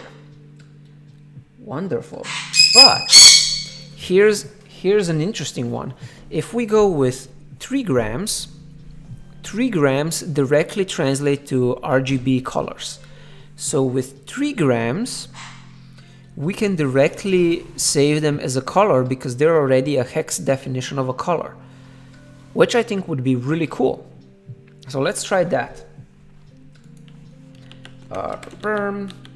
Exit, no, dot exit, oh, exit parentheses, perfect. So we're going to read this as a 3 gram. So 3 grams, we have 1 megabyte times 3. So we run yarn build dataset that runs the code. Okay, I mean it's going to, that creates the dataset. I think it should. It did last time. There we go. So we now have the dataset CSV. If it opens, come on, it opened. we now have larger byte sequences, and but we also have a lot of ones. Suddenly there's not that much repetition anymore, which is kind of annoying. Let's see, vc minus L of the dataset CSV is now suddenly, okay, so trigrams are not repeating, bigrams are repeating, which is a problem. So we're gonna have to go with 2 grams. Yarn build dataset. So now we gotta figure out how to go from those hex numbers to, oh, we should actually write them down. Byte counts. Byte is byte to hex, like that. So we build the dataset again. So we're gonna now have 2 parts of the color. So dataset, you see we have, this now looks like half of a color scheme or half of an RGB color, which should mean that if we add, let's say 0, 0 in front of them, we should get them directly as colors.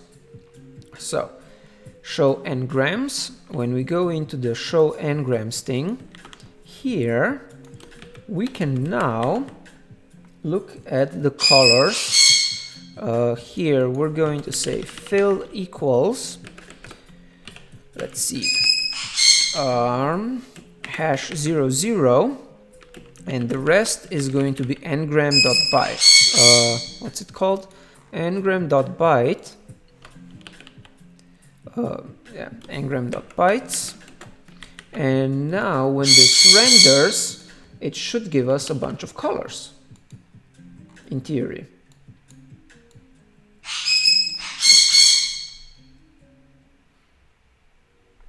Okay, let's start a new file or a new tab, and let's see. How does this work? Will it even load? Oh, I forgot to copy over the dataset. So let me kill this. And let's go copy dataset CSV to Sherwood DataViz into static. So it's static and dataset.csv. Yarn start. Kiwi, yo, chill.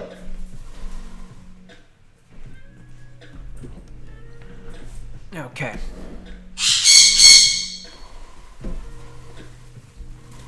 Hi, Bert. Can you chill the fuck out? All right, so that's running. And now we're gonna see what happens. I'm gonna reload the page. It's gonna take a little while because it's still, you know, in progress for actually building the page. But it should result in something that kind of works, I hope. We'll see.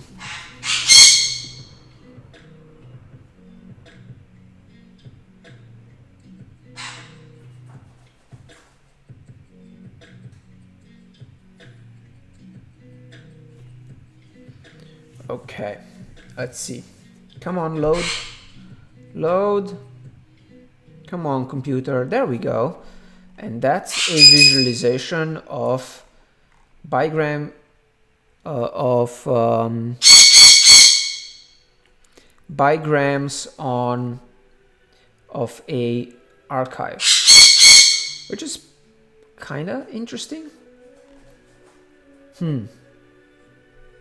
Now, how can we make this better? God damn it, Bird. So first of all, I don't think we're actually fitting all of our data onto this screen.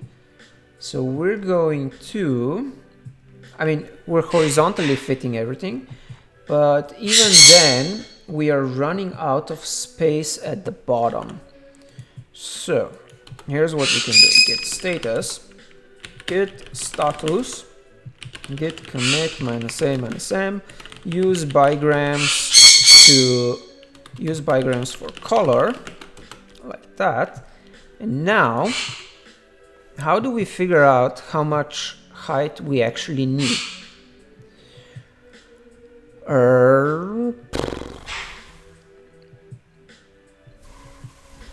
Hi, you're an idiot. Okay, so we're going to now create we're going to Oi, chill. So we're going to change this a little bit.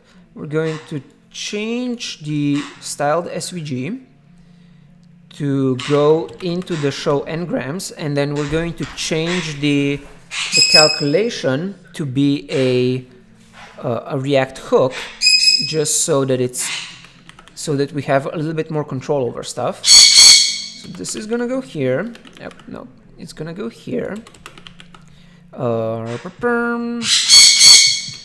Import styled from styled components, like that, index.js. And instead of show n-grams, we're gonna say visualize binary n-grams. Come on. Visualize binary n-grams, because that's going to make a little bit more sense. Share with dataviz, visualize binary n-grams, and we move the file. So move source components. Come on, source. Computer. Hey, Militant Penguin, how are you doing today? Share with dataviz, source components. Haven't seen you in a while, Militant Penguin. Is that because you've been away, or is it because I've been away? Source components, blah.js. This went away. We now go into visualize binary n-grams, React mode, I mean, pack into rows. Use packing algorithm, because it's much more fun if we call it an algorithm. So this is now a use packing algorithm, and we're calling this the visualize binary n-grams, which gets the n-grams, the width, and the height. And that... Oi! Shut up! Okay, so we now calculate the width scale, which we don't really need to calculate anymore because it all comes from the packing algorithm. Const width scale, like that. So we don't need it here anymore. We just give it the n-grams, the width, and the height. Visualize. Oh, we do need the height there. No, we don't need the height there. We give it the width here, and we no longer need the height. We want the height to go on forever.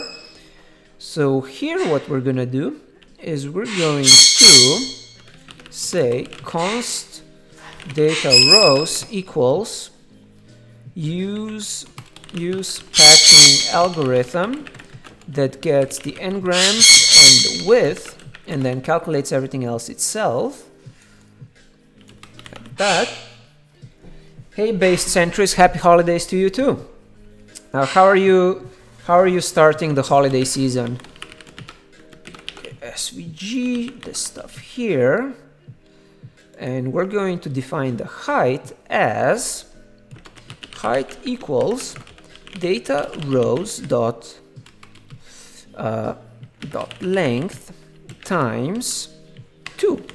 So that should then give us the height, and it should also give us the ability to keep going until we run away. Visualize binary n-grams. Visualize binary n-grams. What? Oh, let's yarn start again, and let's see if this works. Visualize binary n-grams, which actually needs to export something. So we're now rendering an SVG with a custom height based on the packing algorithm.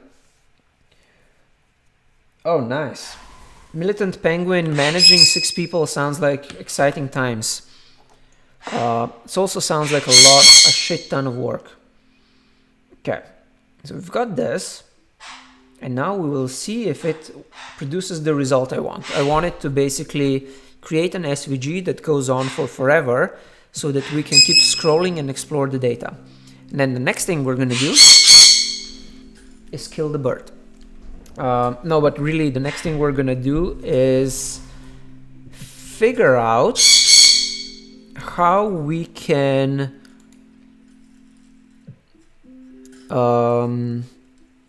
do this without killing browsers. Because if we try to load the entire 9 GB dataset or even 2 TB, we're gonna have to do some data streaming of some sort. Okay, it didn't get that tall. Cool. So that's that. What if we try with starting with the n-gram byte and then ending with a 00 bigram, or with 00, that might give us more interesting colors. Not a big fan of those colors. What if we split and we use 0 at the start and 0 at the end? So I'm basically now just figuring out what will make the most visually appealing color scheme, so that I can, so that we can use this for whatever reason. Okay, that's pretty cool. AA.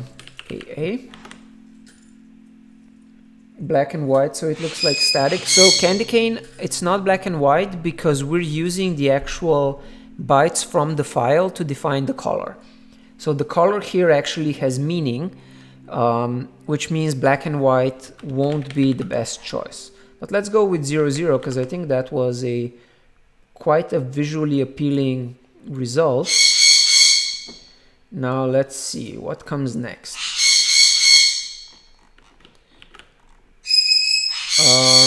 Come on, reload the page. Come on. Why is nothing happening now all of a sudden? There we go. Okay, so we've got that.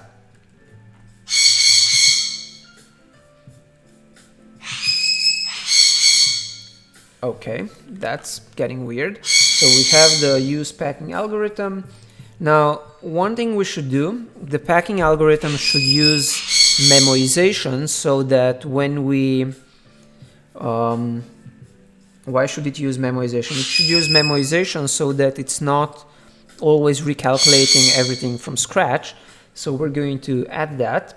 And let's add a...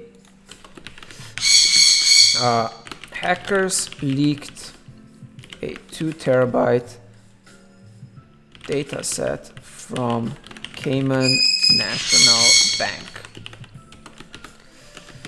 The dataset, the data was trapped in virtual machines.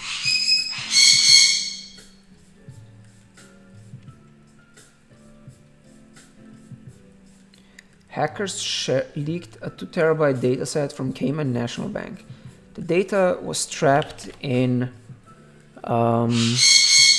virtual machines. Here's what the binaries look like.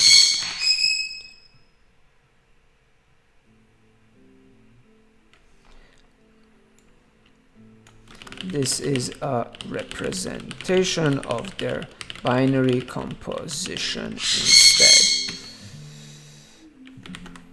Oh, he's not a squawking cheerleader. He's literally just trying to get attention, a lot of attention. Data was trapped in virtual machines, and I'm not dumb enough to run those. This is a representation of their... Here is their binary composition instead. Here is their binary composition instead. Okay, so we've got that. Just, you know, I like to add a little explanation to my, what's it called? When I draw data, when I make data visualizations, it's always nice to explain what you're actually doing. So the next step, what should be the next step? We should try to make this a little faster. So we're going to use memo in here. How does use memo work? Why do I always forget that? React use memo. I'm just trying to basically look up use memo. Come on, use memo, use memo. Memoized value equals compute expensive value. Awesome. Okay, so we're going to basically do it like this. Return use memo of all of this wrapped in a function that depends on n-grams and width. So if you change the definition of the n-grams, or if you change the width, then we recalculate the entire thing. And in theory, that should be a little faster, although this particular browser tab has crashed. So I'm gonna open a new one. Oh, no, it just, okay. So I closed it after it already became alive. And now the next step we're gonna do is try to use React Tree Fiber to visualize this so that it works a lot faster. Because right now, one of the biggest problems is that we're using, oh, I know what we can do. One trick we can use, no, but that would still break everything. So we could try to pretend like we're progressively loading stuff, but that's not actually progressively loading stuff. We need to, the main problem now is that we're rendering 65,000 DOM nodes, which is not great. So git status, git at dot, git commit -a-n, and we say, what do we say? Oh, get some water. What did we commit? We committed, or what did we make? We use memorization for calculating for layout stuff. For D3 layout stuff, yes. For D3 layout stuff, git push origin analyzing. Come on. Okay, origin master. Like that.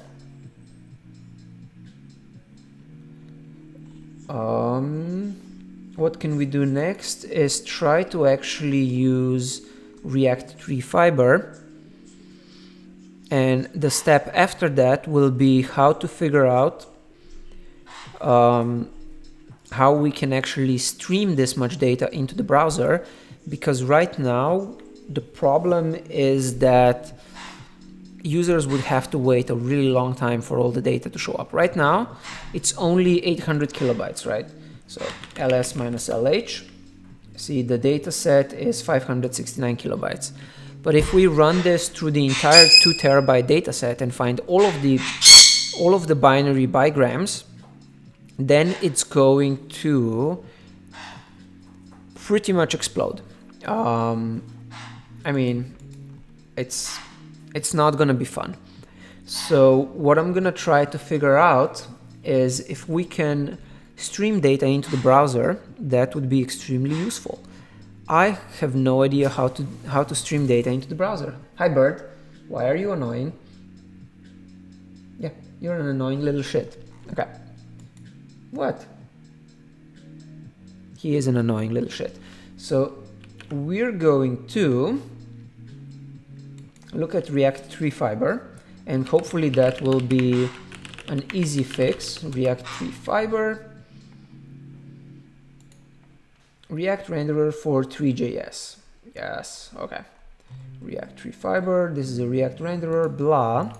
Let's try that. So yarn add tree and React Tree Fiber. Okay. The canvas is your portal into Tree.js. It renders Tree.js elements, not DOM elements. Defaults that the canvas component objects and properties, mesh, shortcuts and non-object 3D stowaways. This could be fun. Let's give it a shot. So we're going to go like this. Import, we're importing canvas and use frame from React tree fiber, like that. Come on, what am I doing wrong? Okay, there we go. So I'm going to now just basically go through this tutorial, and we're gonna see what happens. So each of these guys is going to be a, let's see, what does this thing actually do? The same thing running in a Chrome in a sandbox. I'm trying to see what this actually renders before I use it directly. So transpiling modules, nothing shows up.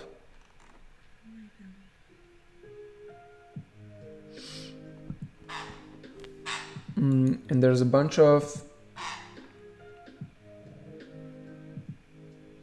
cool. Militant Penguin, you are getting so the GitHub link is here. And there's also going to be an article on reactdatabase.com. There we go. Now, let's see. That's not working. Canvas, okay. Objects and property, entire object of catalog and all properties. That sounds useful. Okay, so we're gonna try to, I'm starting to get orange. So I'm gonna turn this thing off. No, not Siri. Siri, go away. Disable until sunrise. And let's go. We're gonna create a thing that uses a ref and frames and stuff. What? Okay, let's create a bigram. So function bigram, or let's do const bigram equals a function that gets stuff, and it's going to return, right now it's just returning a rectangle, but it's gonna need to get the n-gram and the x and the y positions, like that. Oh, now here's an error, so I'm gonna do it that way. So commenting it out. Now let's render a canvas. I'm gonna return a canvas with a solitary, let's actually do it with a thing, and I'm gonna copy this thing just so I can see what the thing actually is. So const function thing, and we have the use frame, we get use ref from React. There we go. So thing, use ref, rotation, blah. And now this should render something. Let's reload the page. Oh, I need to, we yarn added, yarn start again. Hi Bert. And let's see what we get. So I'm trying to translate my SVG code to using WebGL with React tree fiber, which is supposed to be really easy to use. And I'm hoping that that gives me something interesting, or at the very least makes it so that I can actually load this much data, or actually render this much data, and then afterwards we're gonna figure out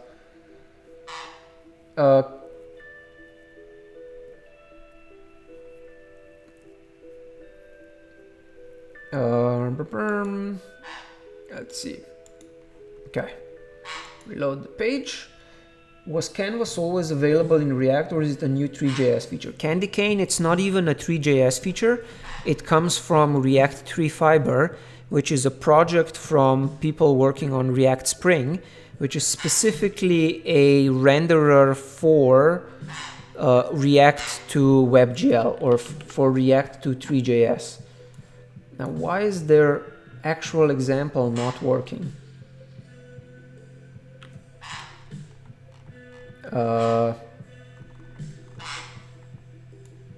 React tree fiber, what?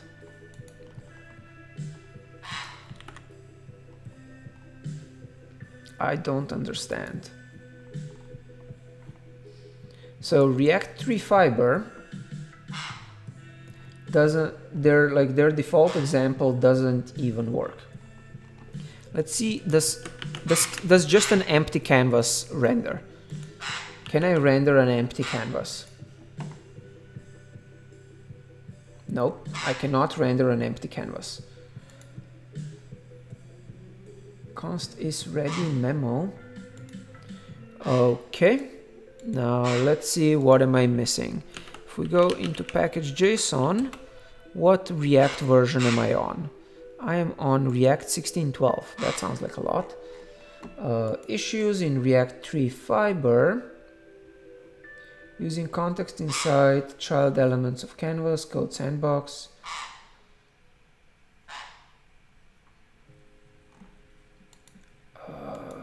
No, not React Spring, come on.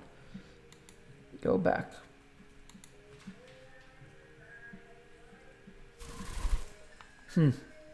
Okay, what is this one here saying? Hi Bird. Okay, DOM, oh, React DOM.render, canvas thing.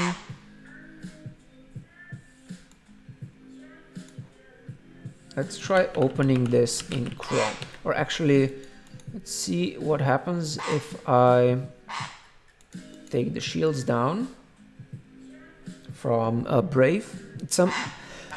Brave sometimes breaks things in really weird ways just because it's being annoying.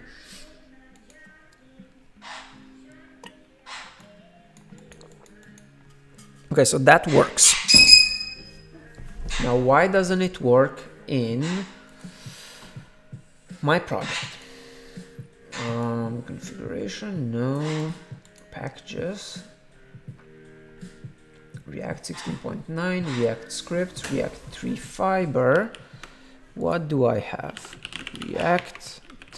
Oh, what? Why is it? Oh, god damn it. I installed the shit in the wrong place. Cat package JSON. Yep. CD to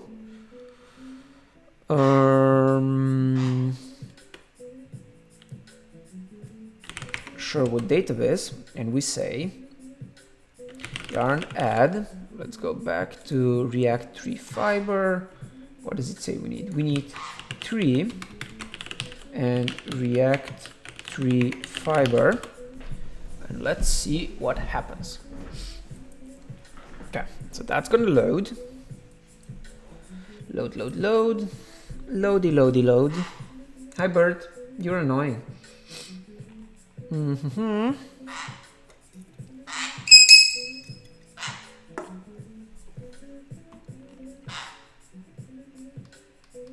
Come on.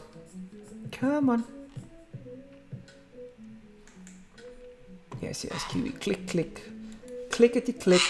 Okay, so I'm waiting for this to install, and then we're going to see if that if we can get the visualization to render faster than it was with SVG, which it should be. And when that happens, I am kind of thinking that I would want to stop live coding and then work on the streaming server or something tomorrow. But it would also be cool to figure that out today. I'm just not sure about, having other stuff I have to do. We'll see what happens, because I do have a lot of time over the holidays. I have a course to make and a bunch of other work to do, but it also feels like, it's a very long week or week and a half. So maybe I can do other stuff as well, because I technically don't have day job work until my stream is really choppy. Yes.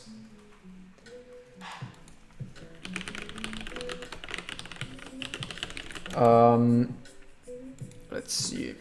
Will this run? Connection refused. Okay.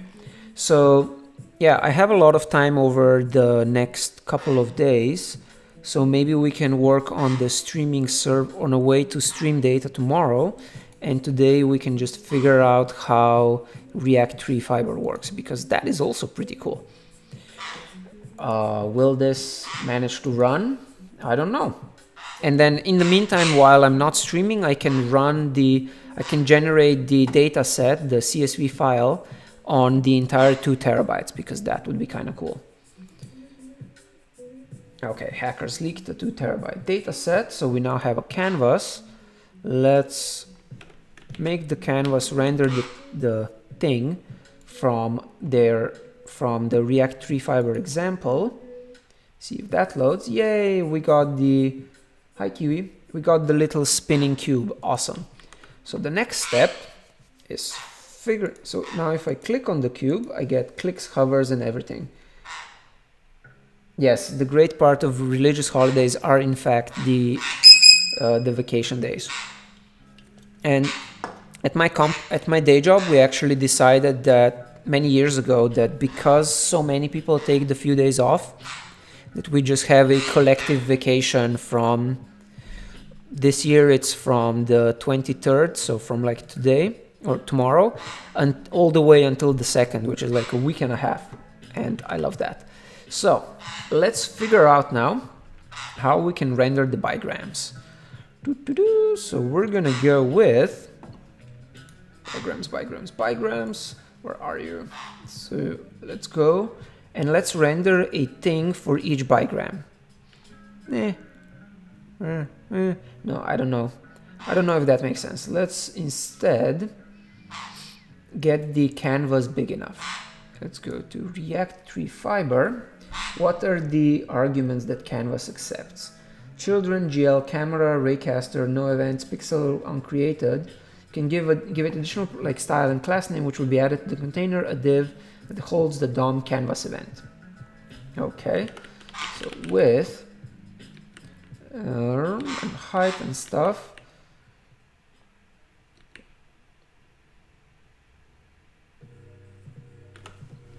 Okay, we can figure that out later. Kiwi shush. Oh, actually, we know how much height we need. So we can say canvas style equals width of, let's give it 100%. Yeah, 100%. And then the height is going to be data rows times 2. Okay. So we should now get a much taller canvas here. No? Come on, we should. None is not a valid value for height, which makes no sense. Let's try that again.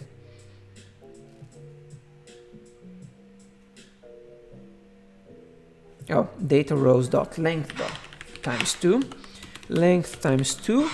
Now for each of the bigrams, let's go look at the React Tree Fiber collection of stuff. There's an entire object catalog and all the properties, and we're gonna try to find some,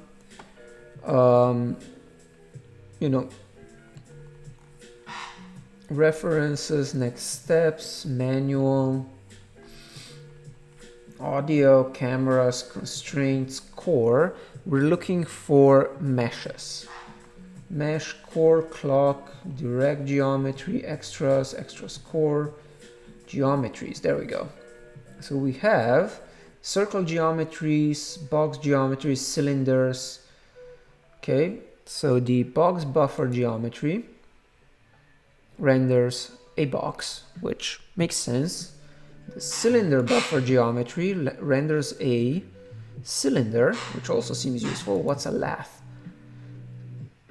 That looks cool. So I'm basically now trying to find a good way to visualize edges geometry. Dodecahedron. Ooh, a plane geometry. That one sounds cool. So that is just a flat plane. And flat planes are basically what we were starting with, weren't they?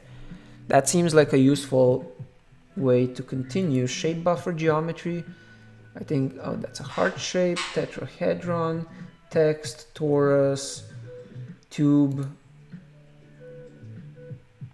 Let's start with a plane geometry, because planes, like, I know we're rendering with WebGL, which is GPU and 3D and all of those amazing things, but we really just want a flat representation. So let's try using a plane geometry. So plane buffer geometry, we're gonna go with a bigram. So I'm gonna copy all of this stuff, bam, no, data rows, row blah, and each of those data rows is going to render a bigram. So, no, error, come on. Like that, and we render for each of them a bigram that has, what did we say it needs to accept? It needs to accept the x and the y. So the n-gram is n-gram, the x is x, and the y is y, like that. So that's gonna be the same as before, except now we're gonna try to render it with a plane geometry using a 3JS mesh. So const ref equals use ref, although I'm not sure we actually need that. No, we don't need that. Let's go. Mesh, we don't need any clicks and stuff, but we do need to render a plane geometry. So we go with box buffer geometry. Okay, we say plane buffer geometry. How does that work? Okay, this is all 3JS. So we go with plane buffer geometry, which attaches to a geometry and gets some arguments. Come on, like that. And I think my computer is struggling very much right now. So plane buffer geometry, and we're gonna get a normal material because I have no idea what any of this means. Now the plane buffer geometry needs to get some arguments, which are what? What are those arguments? 5, 20, 32. Width, height, and width segments and height segments. So the width is, Kiwi, shut the fuck up. The width along the width is n-gram dot width, and the height is 2, but I don't know how to position it. See the base buffer geometry class for common properties. So how do we actually position this stuff? Args position, aha, position 0, 0, 0, 0. Okay, so position is going to be position equals also an array that gets x, y, and z axis stuff, I assume. So let's see, position, come on, position, object 2D. How do we get position x, y, and z? Okay, let's try that, x, y, and z. So we're gonna go with the x and then y times 2 and z, which is going to be 0, so they're all on the same plane. And now let's see what happens. We should now get, if this ever reloads, no, this is dead. So I'm gonna try a new tab. Come on, tab. Come on. Okay, you got this, computer. You can do it.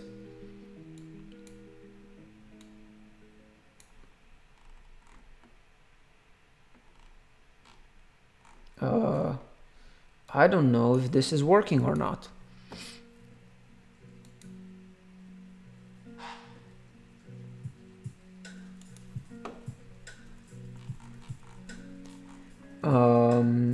And also, well, my computer can't accept clicks anymore, which seems unfortunate. Am I even still streaming? I am still streaming. The lighting is getting kind of weird. Also, I'm very zoomed in. Unique key prop, yes, that makes sense. Where were we? Here, let's give it a key of index. Key equals the, oh, actually no, we can go with $$x, $y, like that. canvas has no corresponding closing tag. Yes, it does. And now this isn't rendering anything anymore. That seems like a problem, right? So we have a mesh. It has a plain buffer geometry. It's attaching a material. And my computer is pretty much dead. Oh, it's still building. Why is it taking so long to build this? Success. Come on, reload the page. No, I cannot reload the page because my browser is dead. So this was supposed to make it faster, and instead it looks like my computer is just dead now. Hi, Bert.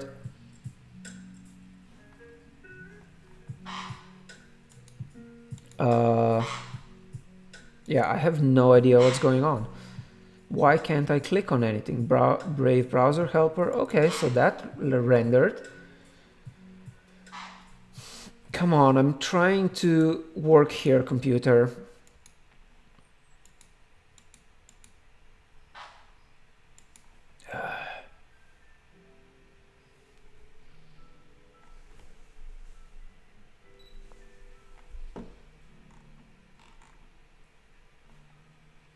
And I don't know if you can hear it on the stream, but my computer sounds like it's trying to lift off. There's a lot of, okay.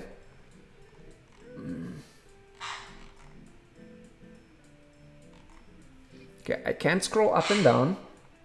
I can't pretty much do anything. Trying to get, like, this should be pretty simple to do with React 3 Fiber, right? Seems like it should be.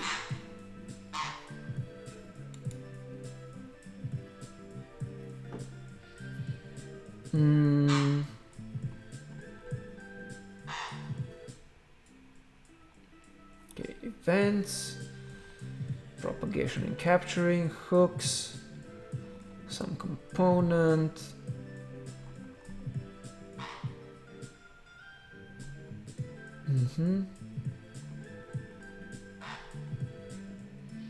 Okay, I'm trying to figure out what I'm doing wrong. Like, how can I make something even show up?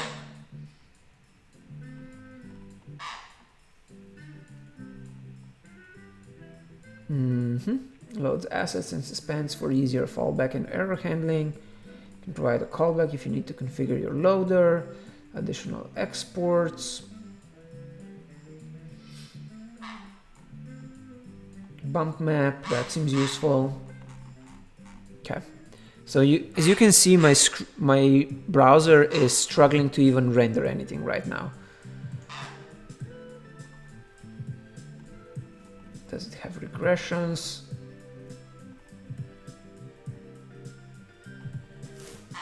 So mesh, box buffer, geometry, attach geometry. Yes, attach material, we did that. But it's not actually rendering anything, or at least I don't think it is.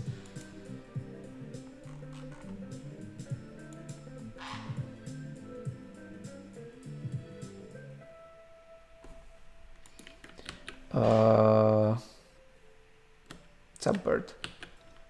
Yeah, I am not sure why this is dying so much. Let's try. You know what we're gonna do next? We're going to change the data set so that it's only got a couple of them, and that might help. So we're going to open the static data set and go, let's say, down here and delete a bunch. Actually, so that we can at least prove to ourselves that we're rendering something. So static. Okay, now reload the page. I don't know what I pressed. I did not want to press Command Tab. Come on. So it's interesting that WebGL was supposed to solve our problem and make this faster, and instead it seems that it has destroyed everything. Come on.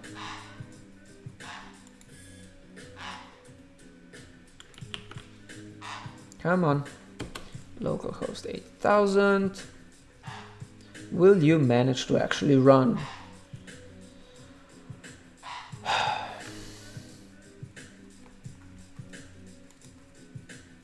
Like, I don't even know what I'm clicking on anymore because my computer is so far behind.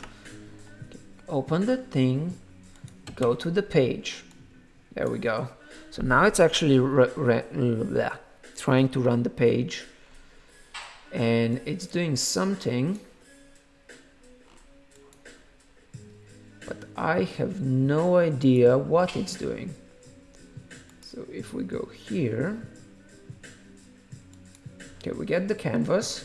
That's great. Height of 6 pixels. Less great.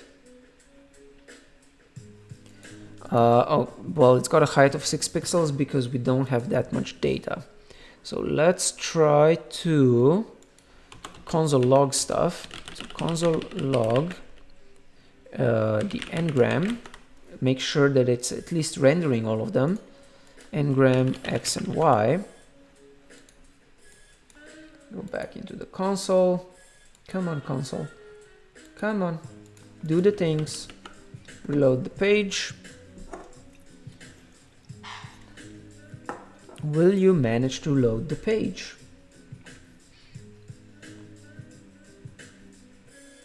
Okay. So we've got a bunch of data. That seems to be working. How is this still too many datas? Jesus, how many did I keep? Okay, so we've got all of that. They have pretty small widths. And now I'm not sure.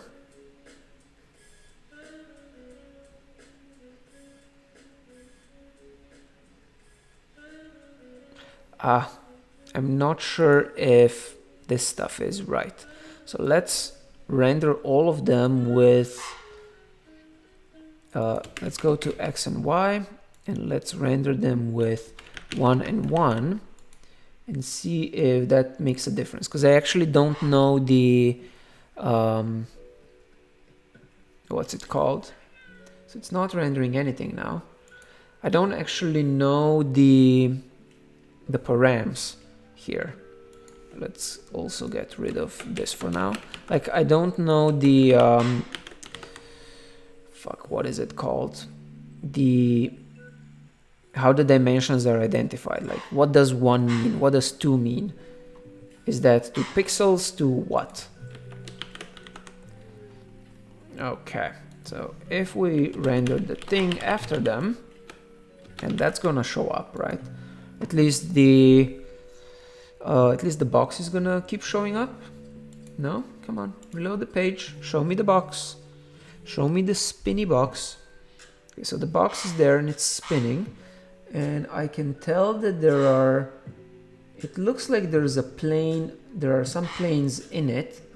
You see, I don't know if you can tell, but there's stuff in there. There's definitely a plane in there. Okay, so now what we can do is let's place this at 1, 1 and see what happens. Where does 1, 1 go? So we've got 1, 1, and now if we get the arguments for, we said it's, come on, we called it the plane buffer geometry. Plane buffer geometry. So this is the plane buffer geometry.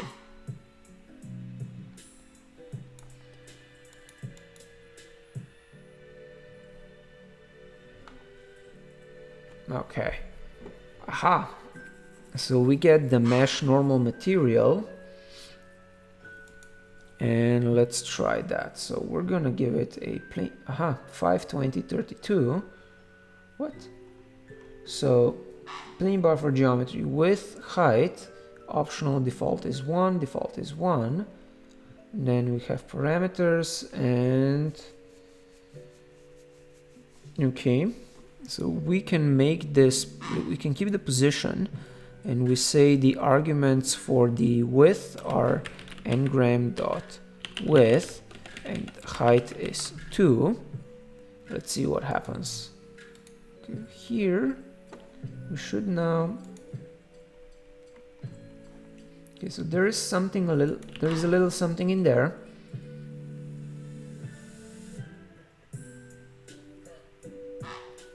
Aha! We get more stuff now. Okay. But why are they all that big?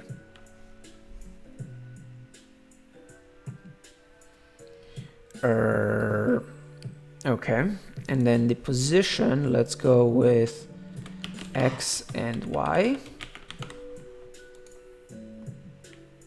Because I don't know what the positions are in.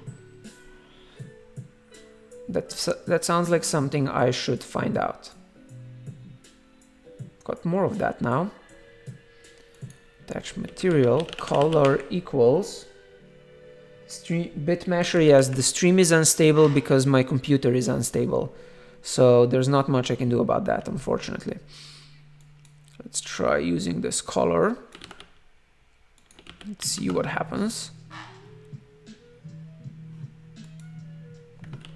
Come on, reload the page. Will the color change? No, the color does not change. So mesh normal material. What does it say? Ooh, fancy. So we have the bump map, the bump scale, the displacement, fog, morph normals, color. Maps the normal vectors to RGB colors. Okay, so what did this one use? Mesh basic material. Mesh basic material. What is mesh basic material called? It's okay.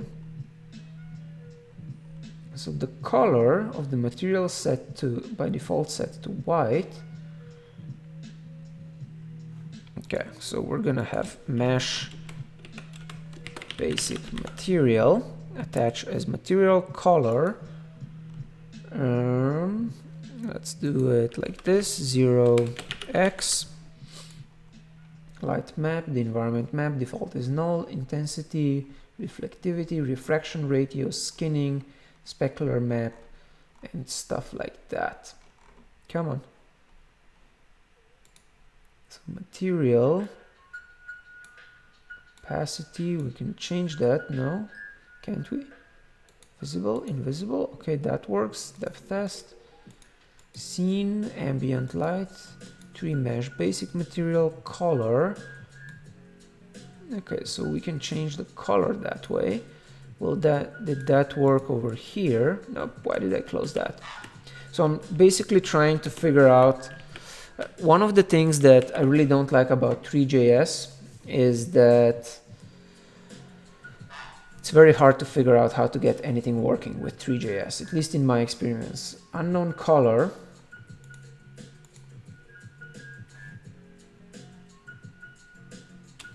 What if we just say color is like that?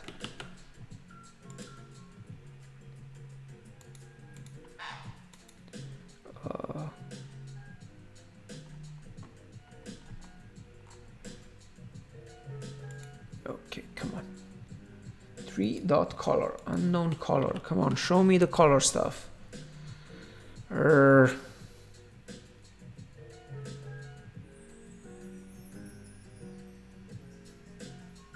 we go. Okay, we've got colors now. And these things. Cool. So now what we gotta figure out is, can I zoom out? I can't zoom out. It looks like X and Y are based off of the center. So now we gotta figure out how to move them to the top left. Which I believe means playing around with the camera. Camera.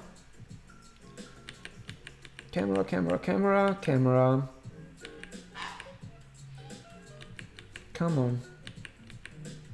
use camera. Okay, let's go back to the top. So here, props that go into the default camera. Update default camera. So let's go here and figure out the default camera. So abstract base class for cameras. This class should always be inherited when you build a new camera. Creates a new camera. Note that this class is not intended to be called directly. You probably want a perspective camera or orthographic camera. What's a perspective camera? What is perspective projection?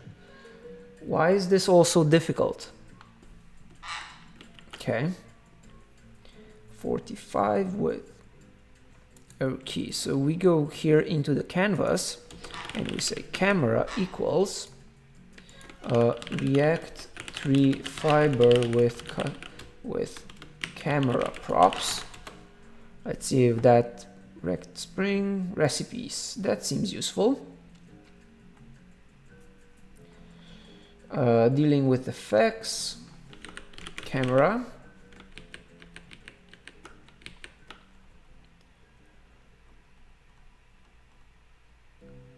Okay. Shader materials, reparenting, rendering or needed, switching default. What?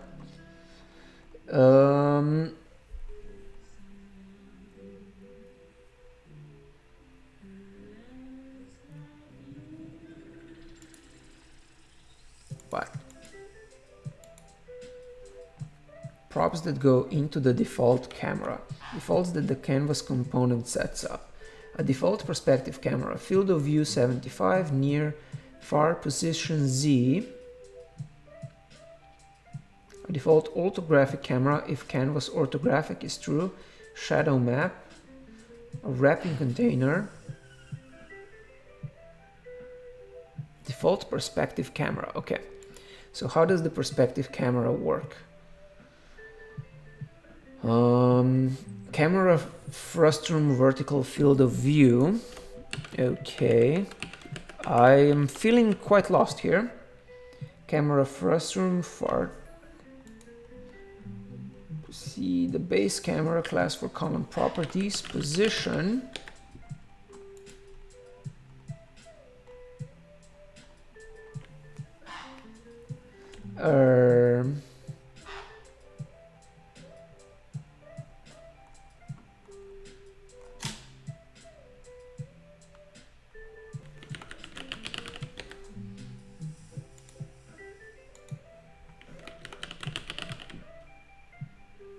Oh.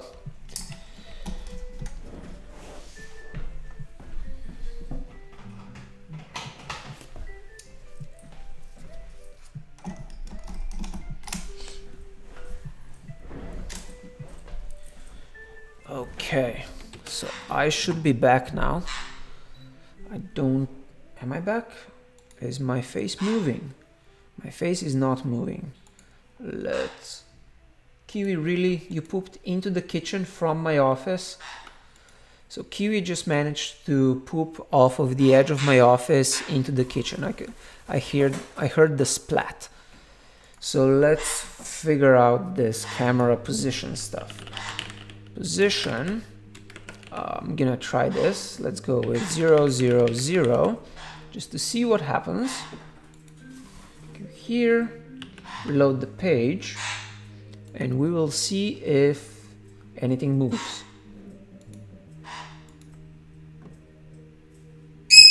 Hi, Bert.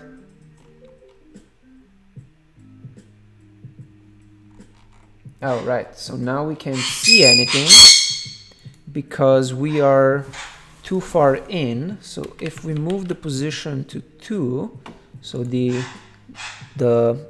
I think the z-axis is how in or out we are. So that will tell us how close to everything we are, in theory at least, or at least it should. It doesn't seem to be throwing any errors, and it also doesn't seem to be working, which is okay. So now we're much closer to everything. Let's take the thing away. Thing goes away. And now let's put the position at, let's say, okay, so we are now 2 meters. Oh yeah, I think it's in meters. Let's see, 3JS,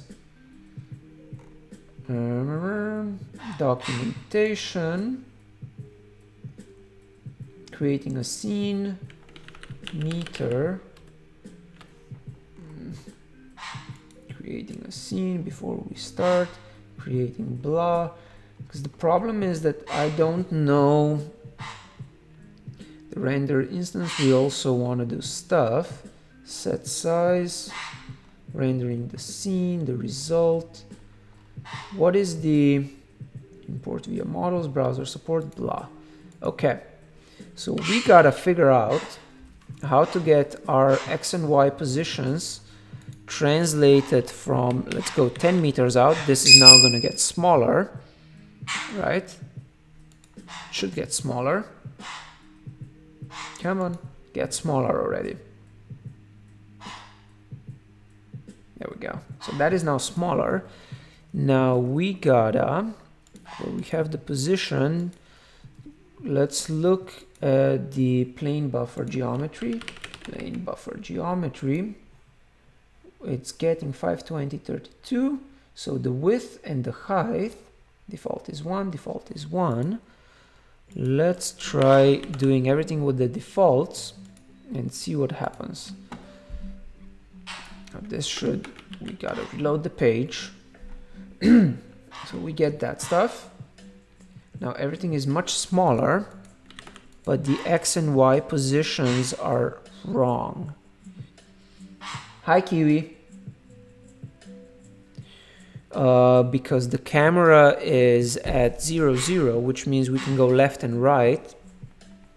So when the X position is...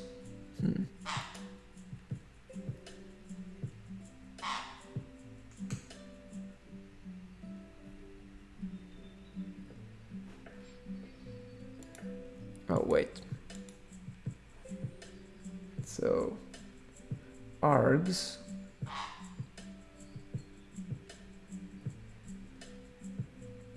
width, height, blah, properties. So the properties are set attribute position. Let's see, does tree fiber give me that? Position equals. Aha, that's what we gotta do. So let's try that. Position equals new tree.vector3 with that stuff.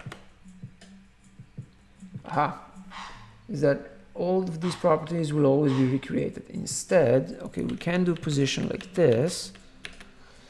Position and rotation, attach geometry. Aha. Okay, so we gotta put position on the mesh, not on the geometry. That makes sense. Now let's see what happens. So, ooh, that looks much better, right? See, we got the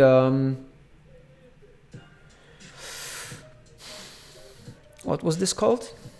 Okay, let's put it to 1. So we get this now. This is now a much more similar view to what we had before, except we should make it center around the vertical axis. So instead of being all to the right, it's going to be some to the left and some to the right, which means we gotta divide the canvas size in half.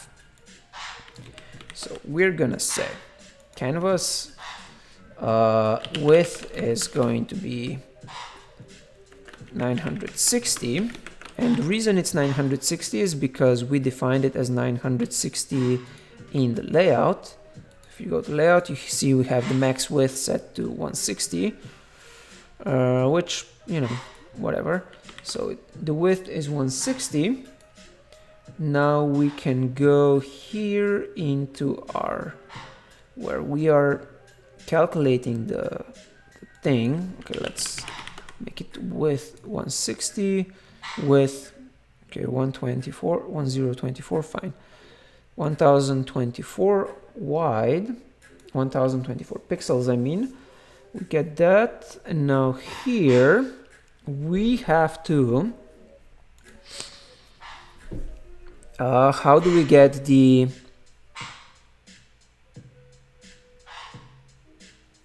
How do we go to the...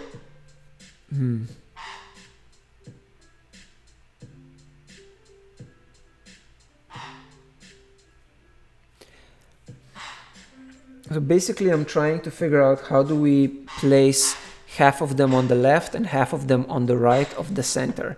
So center equals width divided by 2. Wow, computer, that was very fucking slow. So center is width divided by 2, which means we get this as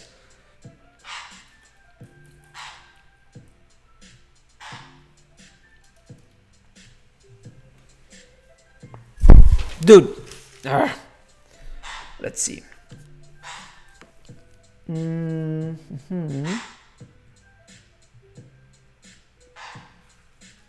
Oh, duh. We can just go row width minus this, and that will work. Minus width divided by 2, and that should totally work. So we should now see all of this move to the left. Hi, Bert.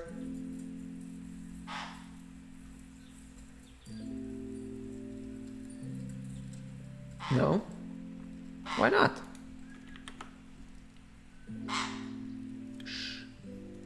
Why isn't it moving to the left?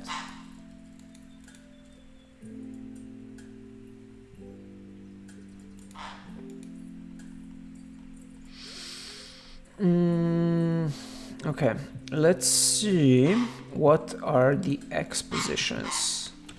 Console log, will there be any negative numbers? Because there should be negative numbers. Come on.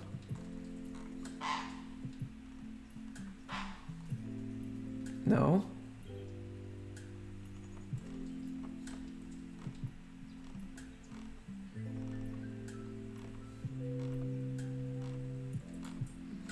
How are there no negative numbers?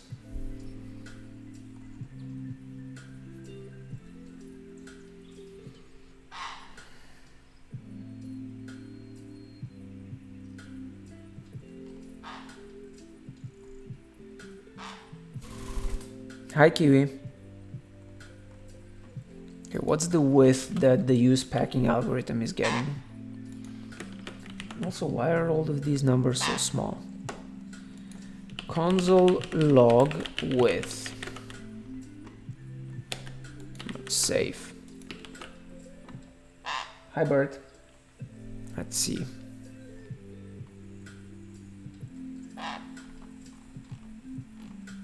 $1,024. Okay.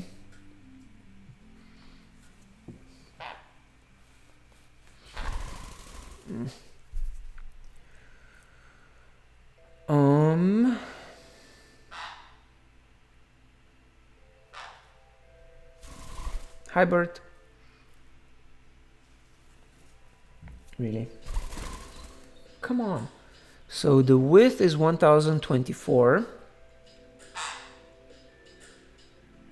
Which, so why isn't this?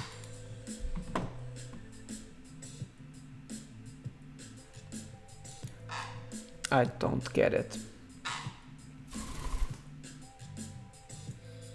Does anyone have an idea what's going on here? Because I am very confused right now. Come on, go in. Just get in already, QE. He's like a cat. He wants to go in my shirt because he's cold, but then when I tell him to actually go into my shirt, he's like, I don't wanna. Can you stop pooping everywhere? Okay, so the width goes there. Like, the weird thing here is that changing the X doesn't seem to actually change anything. And you know why? because we're not actually using it down here. We are getting x should be ngram.x and y should be y times 2.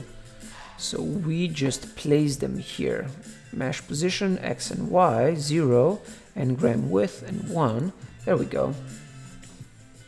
So that's a little better now. We're now using the actual widths, at least. Okay, we don't need to, because they're only 1 meter tall. They can stay 1 meter tall. Now the weird thing is that they're no longer touching. Why aren't they touching?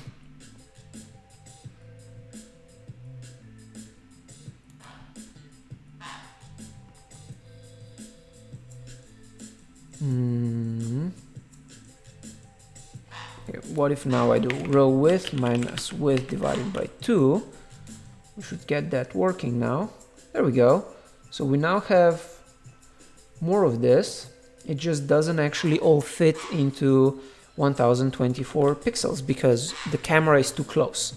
Now the next thing I need to do is make sure that the width scale is always returning round numbers. So let's see.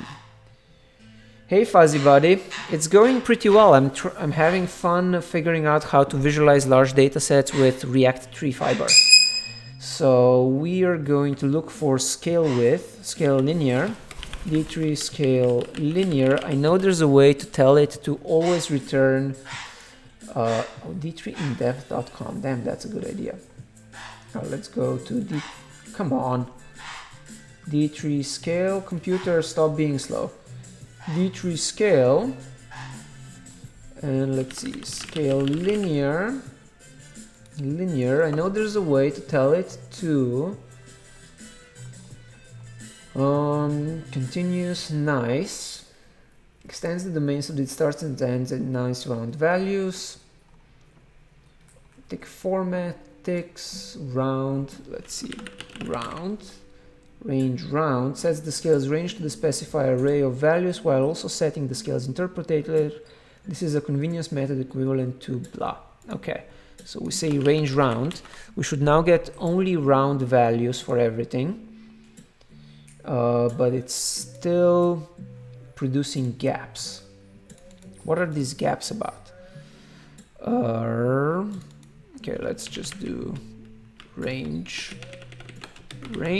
and what happens if we math.floor each ngram width. Oh, actually, let's do it this way. Math floor like that. Will that make it work? Come on. I'm trying to make sure there's no gaps in our picture. No, there's still gaps. That's weird. Why are there gaps? Let's add a hover. So let's see, on mouse, come on, on hover. Where is thing when you need the thing? I know there's a way to hover. React Tree Fiber, hover on pointer over. Where am I? On pointer over equals event console log the ngram, the x and the y. So we're gonna be able to see what each of these data sets represents, or each of the points, each of the elements, what they represent. So I mouse over this and I get with 12x minus 44 minus 32, so that works. And then the next one is minus 20, but minus 44 plus 12 plus 12,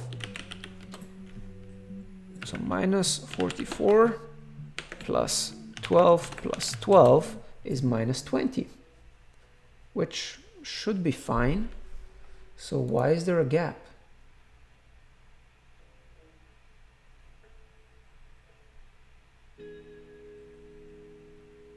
This makes no sense. Why are there gaps? Yeah, I don't know why the gaps are there. Oh, let's try doing this. Math floor, this one as well. Or let's go like this, minus center, and we're gonna calculate center in advance. Const center equals that. Will that get rid of the gaps in our data? I don't know. But I'm feeling like there's a rounding error somewhere. I just can't figure out what it is. So we're passing x and y, n-gram width, and the width is floored here, so that should be a nice round number. Let's try moving the camera further away, and maybe then it's not gonna matter. That would be cool. The camera is further away. I think I need to reload the page. We should now get a nicer view of all of the data. There we go. So it's still got some gaps. I have no idea where the gaps are coming from.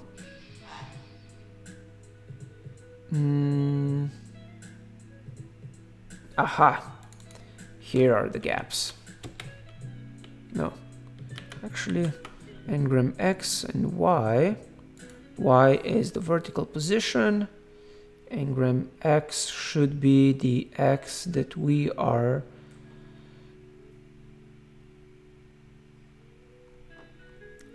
putting in here.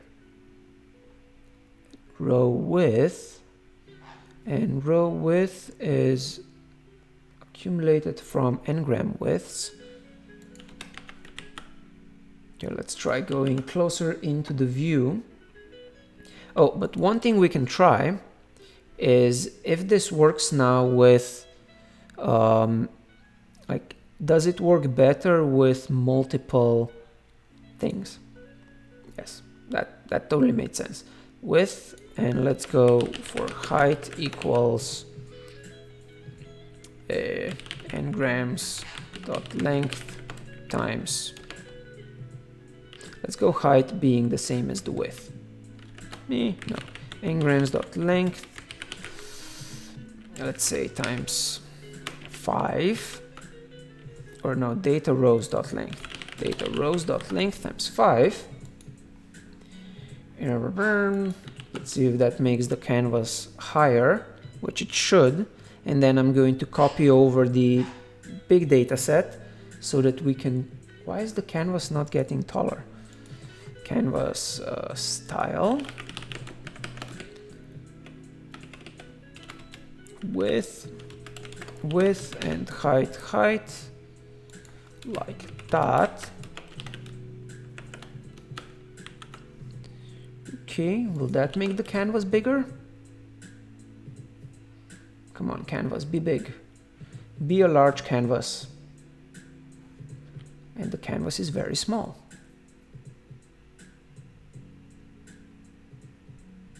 Oh, because data rows is very small. Let's make the camera go a little bit closer than 20 meters, so that it's 20 meters. That should work, I think. Yeah. And now I'm going to copy over CP dataset to the cd.cp. Oh, come on. CP dataset, and let's reload the page. We're now gonna get a much bigger dataset of like 65,000 elements, which should render eventually, but it looks like it's struggling. Ha! This was supposed to make it faster.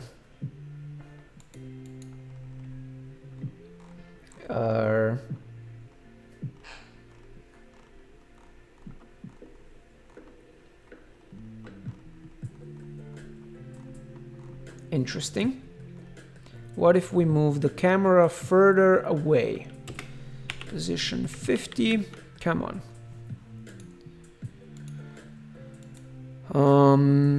So even though each n-gram is only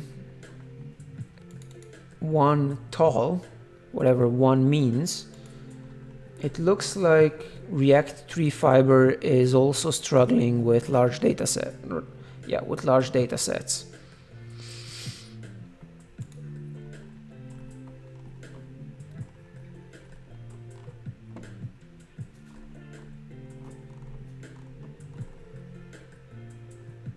Okay, so I'm gonna stop this for now because I feel like we're getting a little stuck.